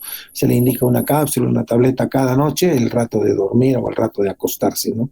Justamente ¿para qué? Para evitar ese efecto indeseable que es la hipotensión ortostática. Estos actúan rápidamente en 2 o 3 días, ¿no? Acuérdense la tamsulosina, que es el medicamento más utilizado, más, ¿cómo se llama?, efectivo y rápido, ¿no? En 2 o 3 días actúa, ¿no? Relaja la musculatura de la próstata y mejora el vaciado de la vejiga. Por ende, mejoran todos los síntomas obstructivos, incluso irritativos. Y también tiene un efecto sobre la nocturia, ¿no? Que disminuye la formación de orina y por ende los pacientes orinan menos de noche, ¿no? Que es un síntoma molesto, ¿no? Los despierta, los abuelitos se despiertan toda la noche para orinar y al día siguiente están cansados y irritados, ¿no? Y el cansancio y la irritación condiciona en la tercera edad accidentes, ¿no? Como quemaduras, caídas, esas cosas. Entonces es importante controlar la nocturia. Ahora, los inhibidores de 5-alfa reductasa vimos, ¿no?, que el crecimiento prostático depende de los andrógenos. Entonces si vamos a inhibir la conversión de la testosterona en su forma más activa, que es la dihidrotestosterona, golazo, ¿no? Estamos rompiendo la cadena hormonal que condiciona el crecimiento y el desarrollo del tumor benigno, que es el adenoma prostático, ¿no? En estos grupos hay dos. No hay más, dutasterida y finasterida. Finasterida funciona recién al año, como les dije. En cambio, dutasterida, que es exclusivo prostático, actúa en 6 semanas, ¿no? Reduce la velocidad de crecimiento de la próstata y puede incluso hasta disminuir en un 33% el volumen prostático, ¿no? Lo que se usa mucho ahora es la terapia combinada, ¿no? O sea, ya viene el medicamento, un bloqueante alfa-adrenérgico, junto con un inhibidor de 5-alfa reductasa, ¿no? Básicamente los que vienen son tansulosina más dutasterida, ¿no? Tansulon dúo, Prostasil plus, Avodar dúo. O sea, es básicamente la asociación de los dos juntos en una sola toma, ¿no? Esto es como se llama, conocido como terapia combinada, y está demostrado por múltiples estudios que es mejor que un bloqueante solo y mucho mejor que un alfa-adrenérgico solo o un inhibidor de 5-alfa reductasa solo, ¿no? Hoy por hoy se está usando mucho los inhibidores de 5-fosfodiesterasa tipo 5, ¿no? Este es el Viagra, ¿no? Sino que no se usa Viagra, pero sí se usa tadalafilo. Tadalafilo es un primo hermano del Viagra que tiene una vida media más larga, ¿no? Está demostrado hoy por hoy que estos inhibidores de fosfodiesterasa tipo 5 actúan mejorando la irrigación de la próstata, ¿no? Acuérdense que estos son vasodilatadores que se utilizan para la disfunción sexual eréctil, y en la próstata lo que hacen básicamente es mejorar el flujo prostático, ¿no? Mejora gran parte de los LUS, excepto la fuerza del calibre y el chorro, porque no mejora mucho el tema del vaciamiento, pero sí los otros síntomas, ¿no? Y lo que es más importante, hoy por hoy, estos inhibidores de 5-fosfodiesterasa tipo 5 son los únicos, o es el único tratamiento preventivo para el crecimiento de la próstata, ¿no? Entonces, pacientes jóvenes con disfunción sexual eréctil que empiezan a tener ya problemas de índole prostático, obstructivo, irritativo, miccional, se ven muy, muy bien favorecidos con este tipo de tratamientos, ¿no? El Cialis, que es el original del laboratorio Lilly, viene para disfunción sexual eréctil de 20 miligramos, ¿no? Se toma a demanda. Pero para la próstata, cuando queremos mejorar o tratar la próstata, viene en dosis de 5 miligramos y de uso diario, ¿no? Se toma todos los días una, ¿no? Entonces se está usando mucho, ¿no? Acuérdense, los inhibidores de 5-alfa reductasa, el primero, sildenafilo, que es el Viagra, después apareció tadalafilo, que es el Cialis, después vardenafilo, que es el Levitra, y después hay el lavanafilo y otros más, ¿no? Pero el único que se está utilizando para la próstata es el tadalafilo, de 5 miligramos de uso diario. ¿Por qué? Porque tiene una vida media larga, ¿no? 18 a 36 horas. Es más, y en los ancianos puede tener hasta 100 horas de vida media, ¿no? Entonces puedes darles una tableta de 5 miligramos cada 2, cada 3 días, ¿no? Y algo que se usa mucho y que tiene mucha adherencia con los pacientes es la fitoterapia, ¿no? Si hablamos de fitoterapia en Perú, hay tres plantas que se han estudiado mucho, que es la más estudiada, el achote, después la estrella quisca y la uña de gato, ¿no? hablando de Perú, ¿no? Estas tres plantas tienen un efecto parecido a los inhibidores 5-alfa reductasa, entonces tienen un efecto antiinflamatorio además y tienen un efecto inhibidor hormonal de testosterona, ¿no? El tema es que tiene que ser tomado por mucho tiempo, ¿no? Y después hay el pijón africano, Serenoa repens, hay un montón de plantas, ¿no? La gente es loca con las plantas, ¿no? Han debido escuchar que acá toman año, toman, ¿cómo se llama? Zapatilla, toman ortiga, que son más creencias, ¿no? Pero si buscamos trabajos de tesis de graduados de urología, cuando hay temas de fitoterapia, en general se encuentra el achote o la uña de gato o la estrella quisca, ¿no? Después las otras hierbas están un poco en duda, ¿no? De que funciona, sí funciona, pero funciona básicamente a largo plazo, ¿no? O sea, hay que tomarlo por mucho tiempo, más de un año, para ver recién sus efectos terapéuticos verdaderos, ¿no? Comparado con placebo, sí tienen una, ¿cómo se llama? Una tasa de respuesta significativa, o sea, de que funciona, funciona, ¿no? Y es ideal como complemento de cualquier tratamiento, ¿no? De un bloqueante adrenérgico o de un inhibidor o de terapia combinada, ¿no?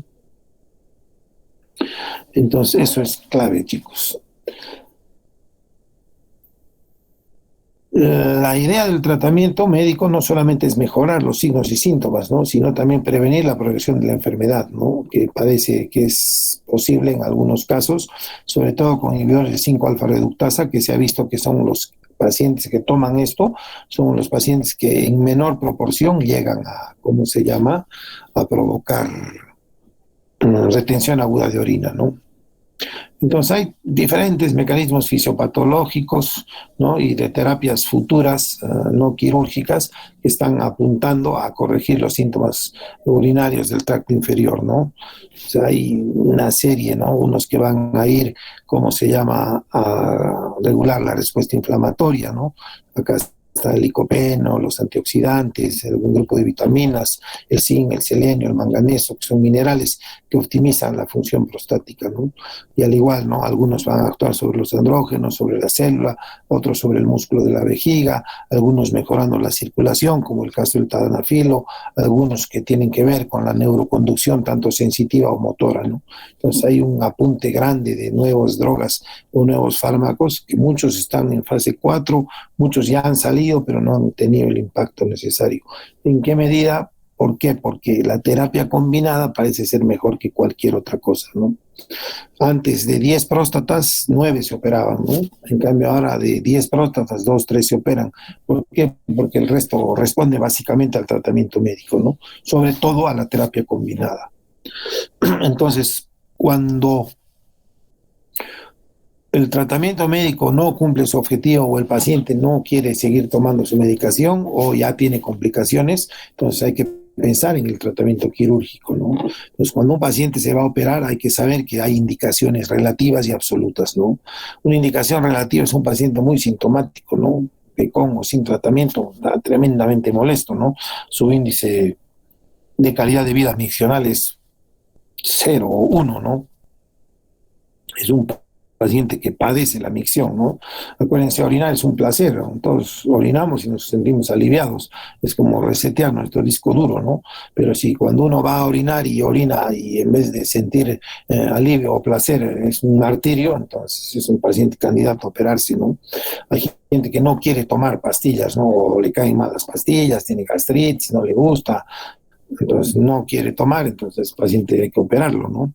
Y la causa más común de indicación de cirugía relativa es que no responda al tratamiento médico, ¿no? Hay pacientes que no responden, a pesar de ser cumplidores, hacen su dieta, evitan grasa, picante, condimento, alcohol, que es algo que siempre hay que indicarles a los pacientes con tratamiento médico, ¿no? Tienen que evitar grasas de origen animal, sobre todo, carne gorda, pellejos, esas cosas, y picantes y alcohol, ¿no? Sabemos que el alcohol contrae la próstata. Otra cosa, otra indicación es el agrandamiento prostático. Una próstata que, si bien por ahí no está generando mucha obstrucción, pero vemos que crece, crece y crece, tarde o temprano ese paciente va a terminar descompensando su vejiga, va a terminar retenido y va a terminar operado, ¿no? Entonces, para no esperar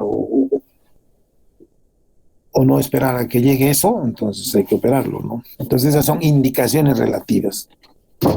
Y las absolutas son esas indicaciones en las que el paciente no tiene no tiene ningún otro chance que no sea la cirugía. Un paciente con hematuria recurrente, ¿no? Hace episodios de macrohematuria, a veces franca y severa, ¿no? Entonces se ocluye la vejiga por coágulos, tienes que operarlo, ¿no? O un paciente que empieza a hacer infecciones urinarias a repetición, ¿no? Más si hace pielonefritis, ¿no? Ahí ya te está indicando que hay una descompensación del mecanismo antirreflujo de la vejiga, producto de la descompensación de la vejiga, ¿no? Y las infecciones te va a llevar a cálculos, a litiasis vesicales. El paciente con cálculos va a vivir infectado, va a vivir con hematuria, va a ser tremendamente sintomático, tiene que operarse. O un paciente retenido, que ya la vejiga se ha descompensado completamente y ya no puede orinar, ¿no? Entonces, con sonda tienes que operarlo. Y el de la uropatía obstructiva, ¿no? Ya está con falla renal. Ese paciente hay que ponerle una sonda, mejorar o esperar que mejore un poco la función renal y una vez mejorada hay que operarlo, ¿no? Entonces, acuérdense, siempre indicaciones relativas y absolutas. Ahora, los tratamientos quirúrgicos van a ir desde los invasivos, mínimamente invasivos, a invasivos, ¿no? Ahora, existe un catéter transuretral de terapia por microonda que trata básicamente la zona de transición de la próstata, ¿no? Es así tipo un horno a microondas, ¿no? Entonces es una sonda especial que se coloca dentro de la vejiga, la sonda, y la parte que queda dentro de la próstata, o sea, va a generar ondas, ¿no? De alta frecuencia o de radiofrecuencia o microondas, y básicamente va a vaporizar, va a engrosar el tejido prostático, generando liberación, ¿no? de la uretra prostática, ¿no? Hay un montón de mecanismos. Estos tienen la ventaja de ser tratamientos poco invasivos, ambulatorios, muchos se hacen en el consultorio.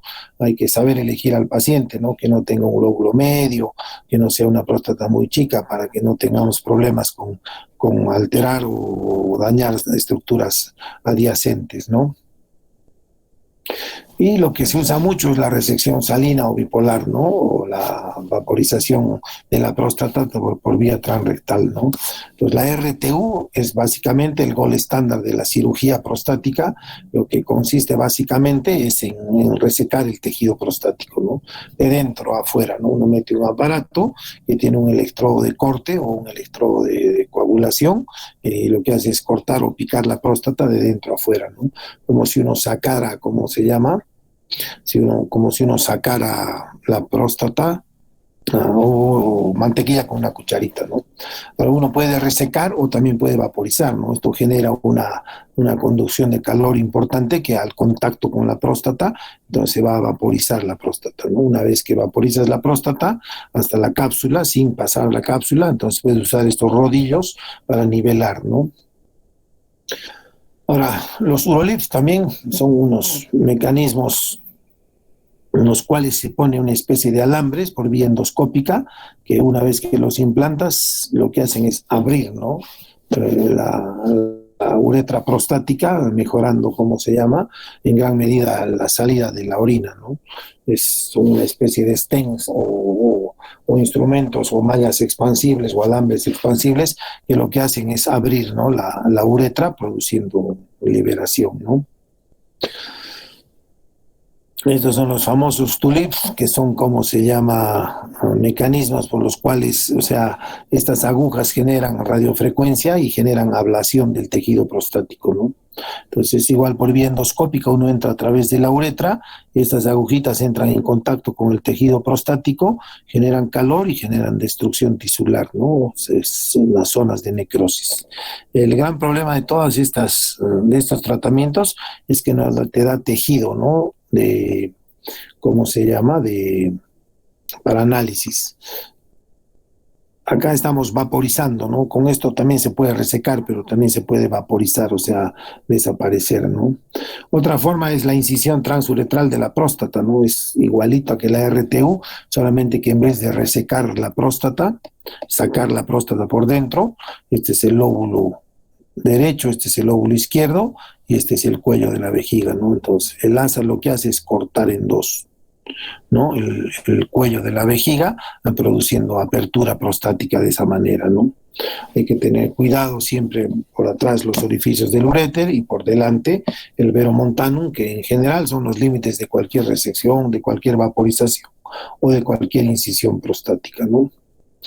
Y este es el gol estándar de la cirugía prostática, ¿no? La RTU de próstata, es resección transuretral de próstata o conocida como TURF también, ¿no?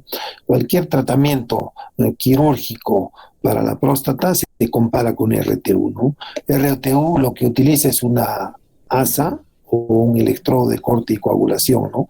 Pero acá va a entrar energía monopolar o bipolar, que lo que va a hacer es transmitir corriente a alta frecuencia y regresar por acá, ¿no? Entonces te permite cortar, picar la próstata en pedacitos de dentro a afuera y coagular, ¿no?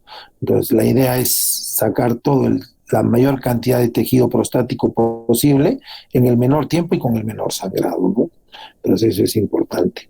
Y después están las terapias láser, ¿no? El green láser, que es un láser de no contacto, que lo que hace es emitir una luz que tiene afinidad por la hemoglobina y lo que hace es transformar la próstata en vapor de agua, ¿no? Es como si te acercaras con un clavo caliente a la mantequilla, entonces te acercas sin necesidad de tocar la mantequilla, por el calor se va a derretir, ¿no? Entonces esto básicamente lo que hace es vaporizar el tejido prostático, volverlo en agua, ¿no? Un gran inconveniente es que no te permite, ¿cómo se llama?, tener tejido para análisis, ¿no? Histopatológico. Pero qué gran ventaja tiene, que puedes usar en pacientes anticoagulados, pacientes con alto riesgo quirúrgico, sin necesidad de revertir la anticoagulación, ¿no? Y también sabemos que una cirugía convencional de RTU monopolar o bipolar va a requerir 3 a 4 días de sonda, mientras que con láser verde vas a tener 12 o 24 horas de sonda, ¿no? Entonces, muchos de los operados son pacientes ambulatorios, ¿no? Otra es la enucleación prostática, ¿no? Con el láser Olmium, que es el OLEF, que imita la cirugía abierta. Entonces la fibra de láser lo que hace es entrar, buscar ese plano de clivaje entre la cápsula quirúrgica y el adenoma, que es la cápsula quirúrgica, que no es otra cosa que la compresión del estroma prostático, producto del crecimiento prostático contra la cápsula, y vas liberando, así como si pelaras una mandarina de su cáscara. Eso cae dentro de la próstata, acá están los pedazos, entonces la próstata prácticamente entera o partida en dos cae dentro de la vejiga, ¿no? Y después se pone un aparato que se llama morcelador, que lo que hace es triturar y extraer el tejido prostático, ¿no? Pero técnicamente es algo más complicada que el green laser. La curva de aprendizaje de green laser es 3 a 5 próstatas, porque es muy parecida a RTU en cuanto a su técnica. En cambio, morcelar y enuclear un tejido prostático lleva una curva bastante prolongada, ¿no? 40, 50 próstatas como mínimo, para tener una certificación de ser un enucleador láser, ¿no? Y la cirugía abierta, que sigue siendo, ¿no?, después de RTU, las técnicas más utilizadas, ¿no?, para operar próstatas, ¿no? Acá en Perú hacemos mucha cirugía abierta, porque en general los pacientes son el típico paciente, ¿no?, que no viene a consulta salvo cuando ya está completamente obstruido, ¿no? Entonces muchos ya tienen vejigas descompensadas, que hay que corregir algún problema en la vejiga durante la cirugía, o próstatas ya muy grandes, ¿no?, que nunca se han cuidado y hay que operarlos, ¿no? Entonces, ¿acá en qué consiste? En sacar la próstata, ¿no?, o el tumor benigno que ha crecido dentro de la próstata. Para ser más claros, hay que sacar la pepa de esa palta que ha crecido, ¿no?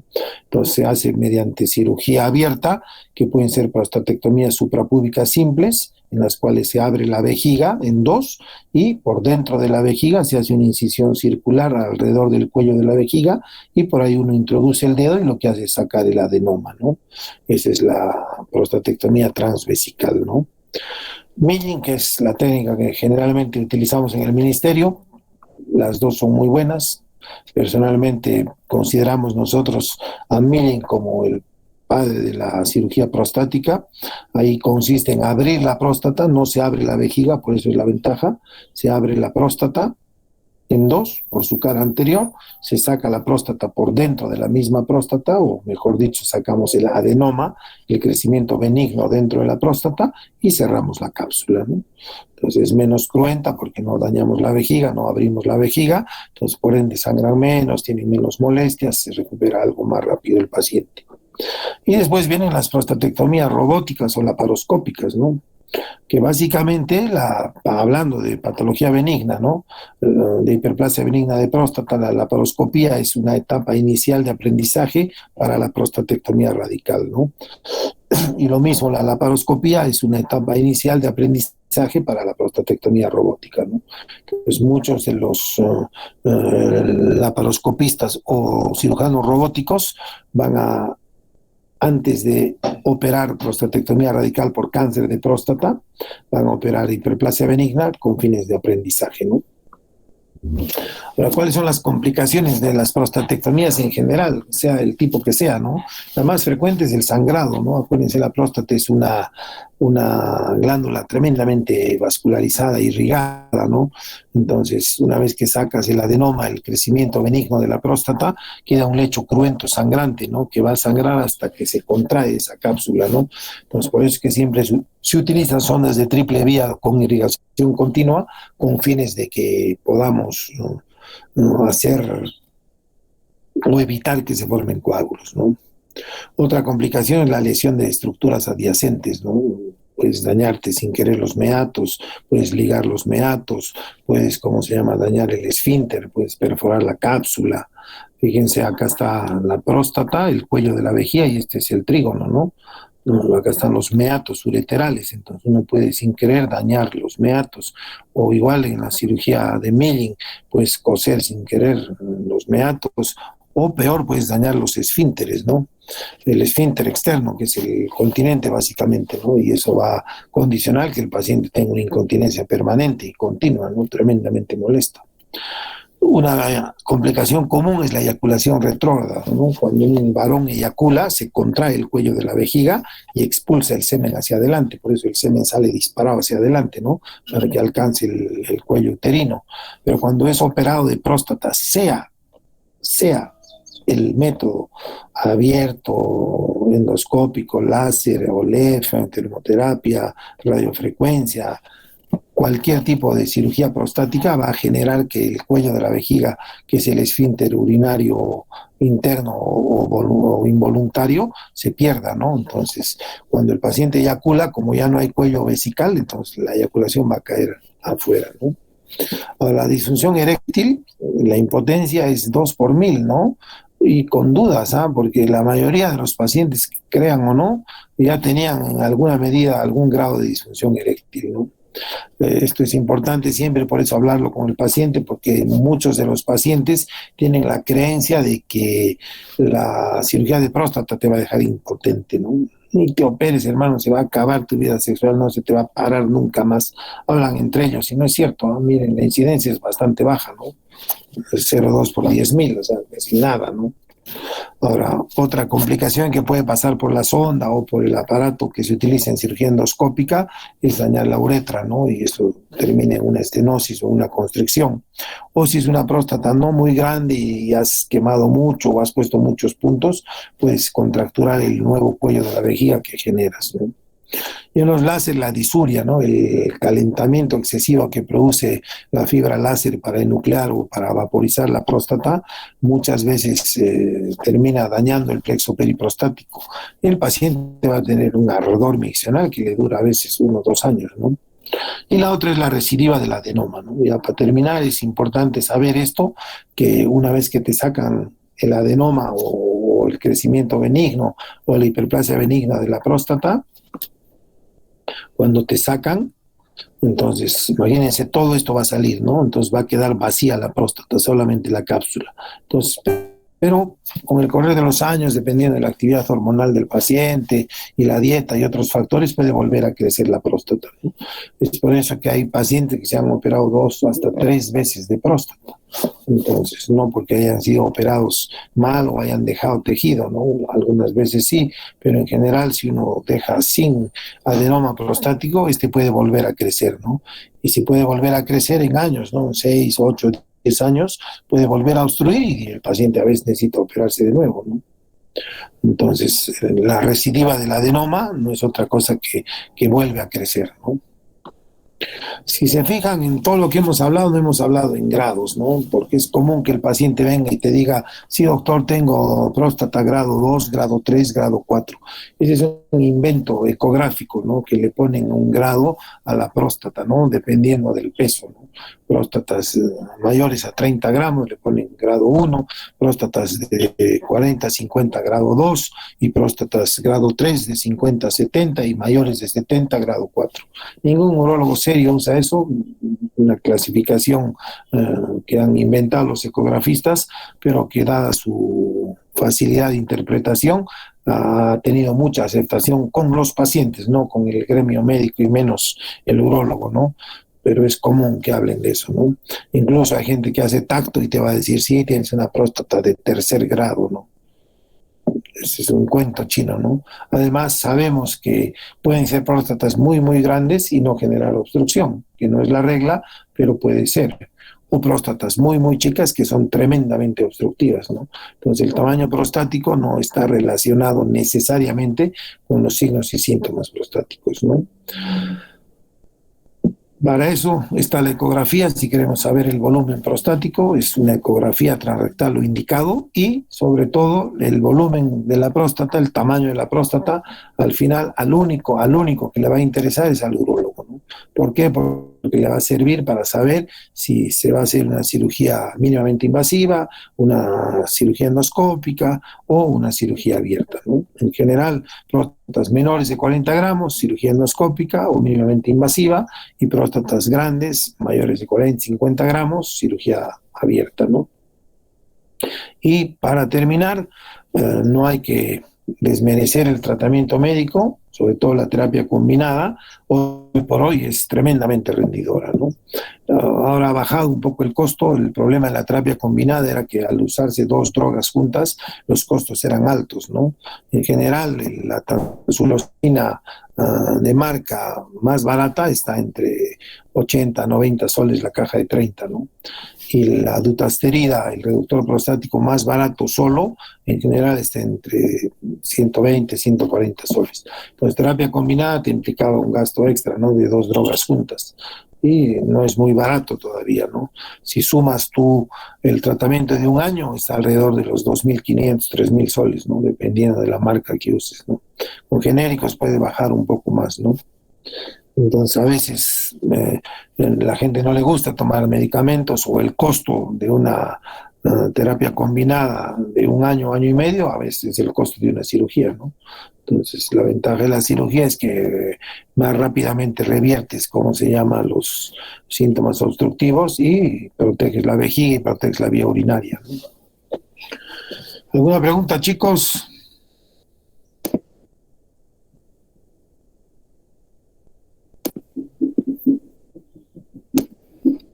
Doctor, una pregunta. En cuanto a la cirugía de hiperplasia benigna de próstata, ¿cuándo nosotros podríamos optar por una prostatectomía simple o por una resección transureteral de la próstata o por último por la enucleación, ¿no? Con láser de Olmio o Tulio? Básicamente, o sea, hay que tomar en cuenta tres cosas. Uno, el volumen prostático, que es lo más, ¿no? Si es una próstata grande, probablemente con resección transuretral o con láser no termines con todo el tejido posible, ¿no? Entonces vas a tener tejido residual importante, entonces va a ser una resección o una enucleación insuficiente del tejido prostático, ¿no? El volumen. Dos es la presencia de un lóbulo medio, ¿no? La próstata tiene un lóbulo lateral derecho y un lóbulo lateral izquierdo, ¿no? Entonces, la próstata crece de dentro a afuera, ¿no? Entonces, muchas veces los tejidos alrededor de la próstata no le permiten seguir creciendo hacia afuera. Entonces, la próstata se comprime y se mete dentro de la vejiga, ¿no? A través del cuello de la vejiga. Eso se llama tercer lóbulo o lóbulo medio, ¿no? Entonces, esto es como se llama las más de las veces indicación de cirugía, ¿no? Abierta. Y sobre todo si tiene divertículos o si tiene cálculos vesicales, ¿no? Porque con resección, con enucleación, con láser verde no vas a poder solucionar ni los divertículos y menos los cálculos, ¿no? Entonces ahí te queda no te queda otra que cirugía abierta, ¿no? Y la tercera es las condiciones del paciente, ¿no? Un paciente de alto riesgo, muy viejo, entonces mejor que abrirlo en dos, someterlo a 5 días de internación y a 7 días de sonda que le va a llevar una cirugía abierta, pues mejor hacerle un láser verde, ¿no? Que es cirugía rápida, corta, o una RT1, que es cirugía de poco tiempo quirúrgico, mucho menos invasiva y rápida, ¿no? Entonces eso en gran medida van a ser las 3 causas por las cuales uno puede decidir por una o por otra, ¿no? Lo que es importante es saber que el paciente debe de conocer todas estas gamas o estas diferentes modalidades de tratamiento quirúrgico que existen, ¿no? El urólogo, el cirujano responsable, siempre debe ser lo más sincero posible con el paciente y decirle qué opciones tiene, ¿no? Entonces no lo puedes tú parametrar solamente en cirugía abierta o solamente en RTU, porque es lo único que haces, ¿no? Entonces tú tienes que darle chance al paciente que elija la mejor de los tratamientos que él pueda pagar o pueda optar, ¿no? Obviamente haciéndole la salvedad que algunas pueden o algunas no, ¿no? Pero el paciente debe saber todas las diferentes modalidades de tratamiento que existen, ¿no? ¿Para qué? Para que el paciente elija la mejor y se haga lo mejor para el paciente, ¿no? Y otra cosa que se toma en cuenta son los costos, ¿no? O sea, eso es inevitable, ¿no? Miren, en Cusco una prostatectomía abierta en general está entre 5.900, 6.000 soles, ¿no? En cambio, si haces una prostatectomía láser, el promedio es 15.000, 20.000 soles, ¿no? Entonces hay casi el triple de diferencia, ¿no? Una enucleación láser te puede llegar a costar 25.000, 30.000 soles, ¿no? Como barato, ¿no? Entonces eso también tiene que ver mucho, ¿no? Muchos pacientes, muchos pacientes, si tienen un poder adquisitivo, entonces pueden hacer cirugía robótica si quieren, ¿no? O cirugía laparoscópica, o hacerse un láser verde, viajar. Entonces es bueno por eso decirles siempre que hay otras posibilidades, no solo una, ¿no? Pero hay, por eso, indicaciones relativas y por eso hay indicaciones absolutas, ¿no? Y cuando hay indicación absoluta de cirugía, es obligación del urólogo, del cirujano, como les digo, hacerle conocer que hay un gran número de probabilidades de tratamiento, ¿no?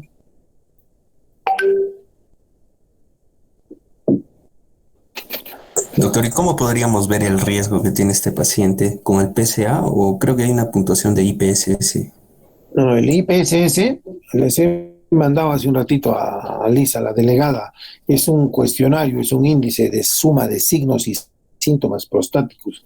No tiene nada que ver con el PSA, ¿no? No tiene nada que ver con el PSA. Tiene que ver con los síntomas, ¿no? Obstructivos o irritativos que tiene el paciente y con la calidad miccional que tiene, ¿no? Entonces no es como se llama el PSA lo que se utiliza para saber si se opera o no se opera un paciente por hiperplasia. No confundan eso, chicos. El PSA es un marcador tumoral. Es para ver la evolución y el pronóstico de un paciente que tiene cáncer de próstata y que está o es sometido a algún tratamiento, ¿no? Ahora, se usa PSA en el tema diagnóstico para descartar un cáncer de próstata en un paciente con hiperplasia, ¿no? Acuérdense, la hiperplasia y la prostatitis pueden coexistir con el cáncer de próstata. La próstata tiene 3 enfermedades, ¿no? Cáncer de próstata, hiperplasia benigna de próstata y prostatitis, aguda o crónica, ¿no? No hay más enfermedades en la próstata.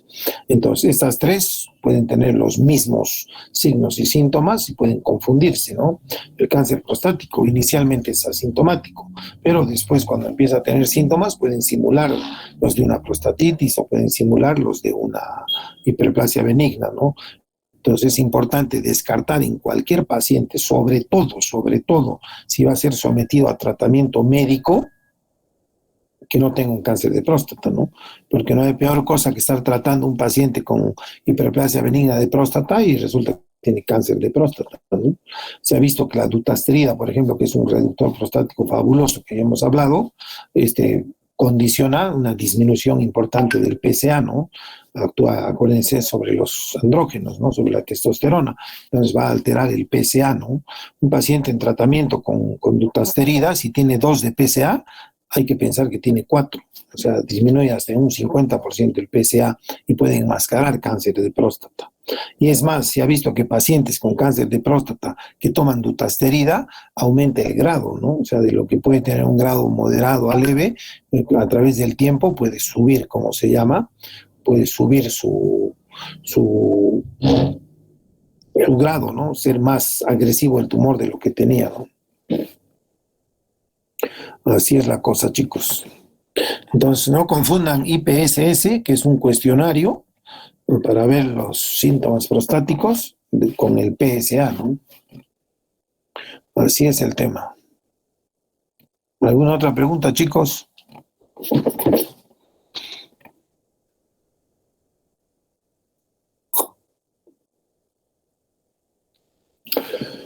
¿Queda claro? ¿Alguna duda? Doctor, una consulta. ¿El tratamiento médico es de por vida o solo hasta que se presente el cese de los síntomas? No, es de por vida. Es de por vida. Esa es una buena pregunta y una buena aclaración que hay que hacer, ¿no? O sea, el paciente que tiene indicaciones de tratamiento médico por ser sintomático o por ya tener un agrandamiento prostático, y vemos que la enfermedad va a progresar a una descompensación de la vejiga, lo va a llevar a una retención de orina. Entonces, si quieres proteger la función renal y proteger el trabajo o la salud de la vejiga, el paciente tiene que tomar de por vida. Acá no le vas a dar tratamiento por 3, 6 meses y después listo, ¿no? O sea, el que empieza tratamiento médico porque tiene indicación de tratamiento médico, tiene que saber que es de por vida, ¿no? O sea, toda la vida va a tomar su tansulosina o su terapia combinada o su fitoterapia, ¿no? Siempre toman, dejan de tomar y empiezan a hacer síntomas, ¿no? Y eso pasa mucho, ¿no? Una de las causas de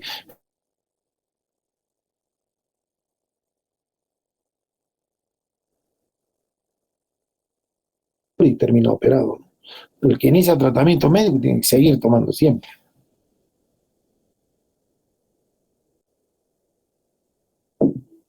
Y las drogas están diseñadas para eso, ¿ah? Son de uso crónico, al igual que la hipertensión, que la diabetes, o sea, tienes que tomar todos los días, ¿no? Puedes tomar 50 años, no pasa nada, ¿no?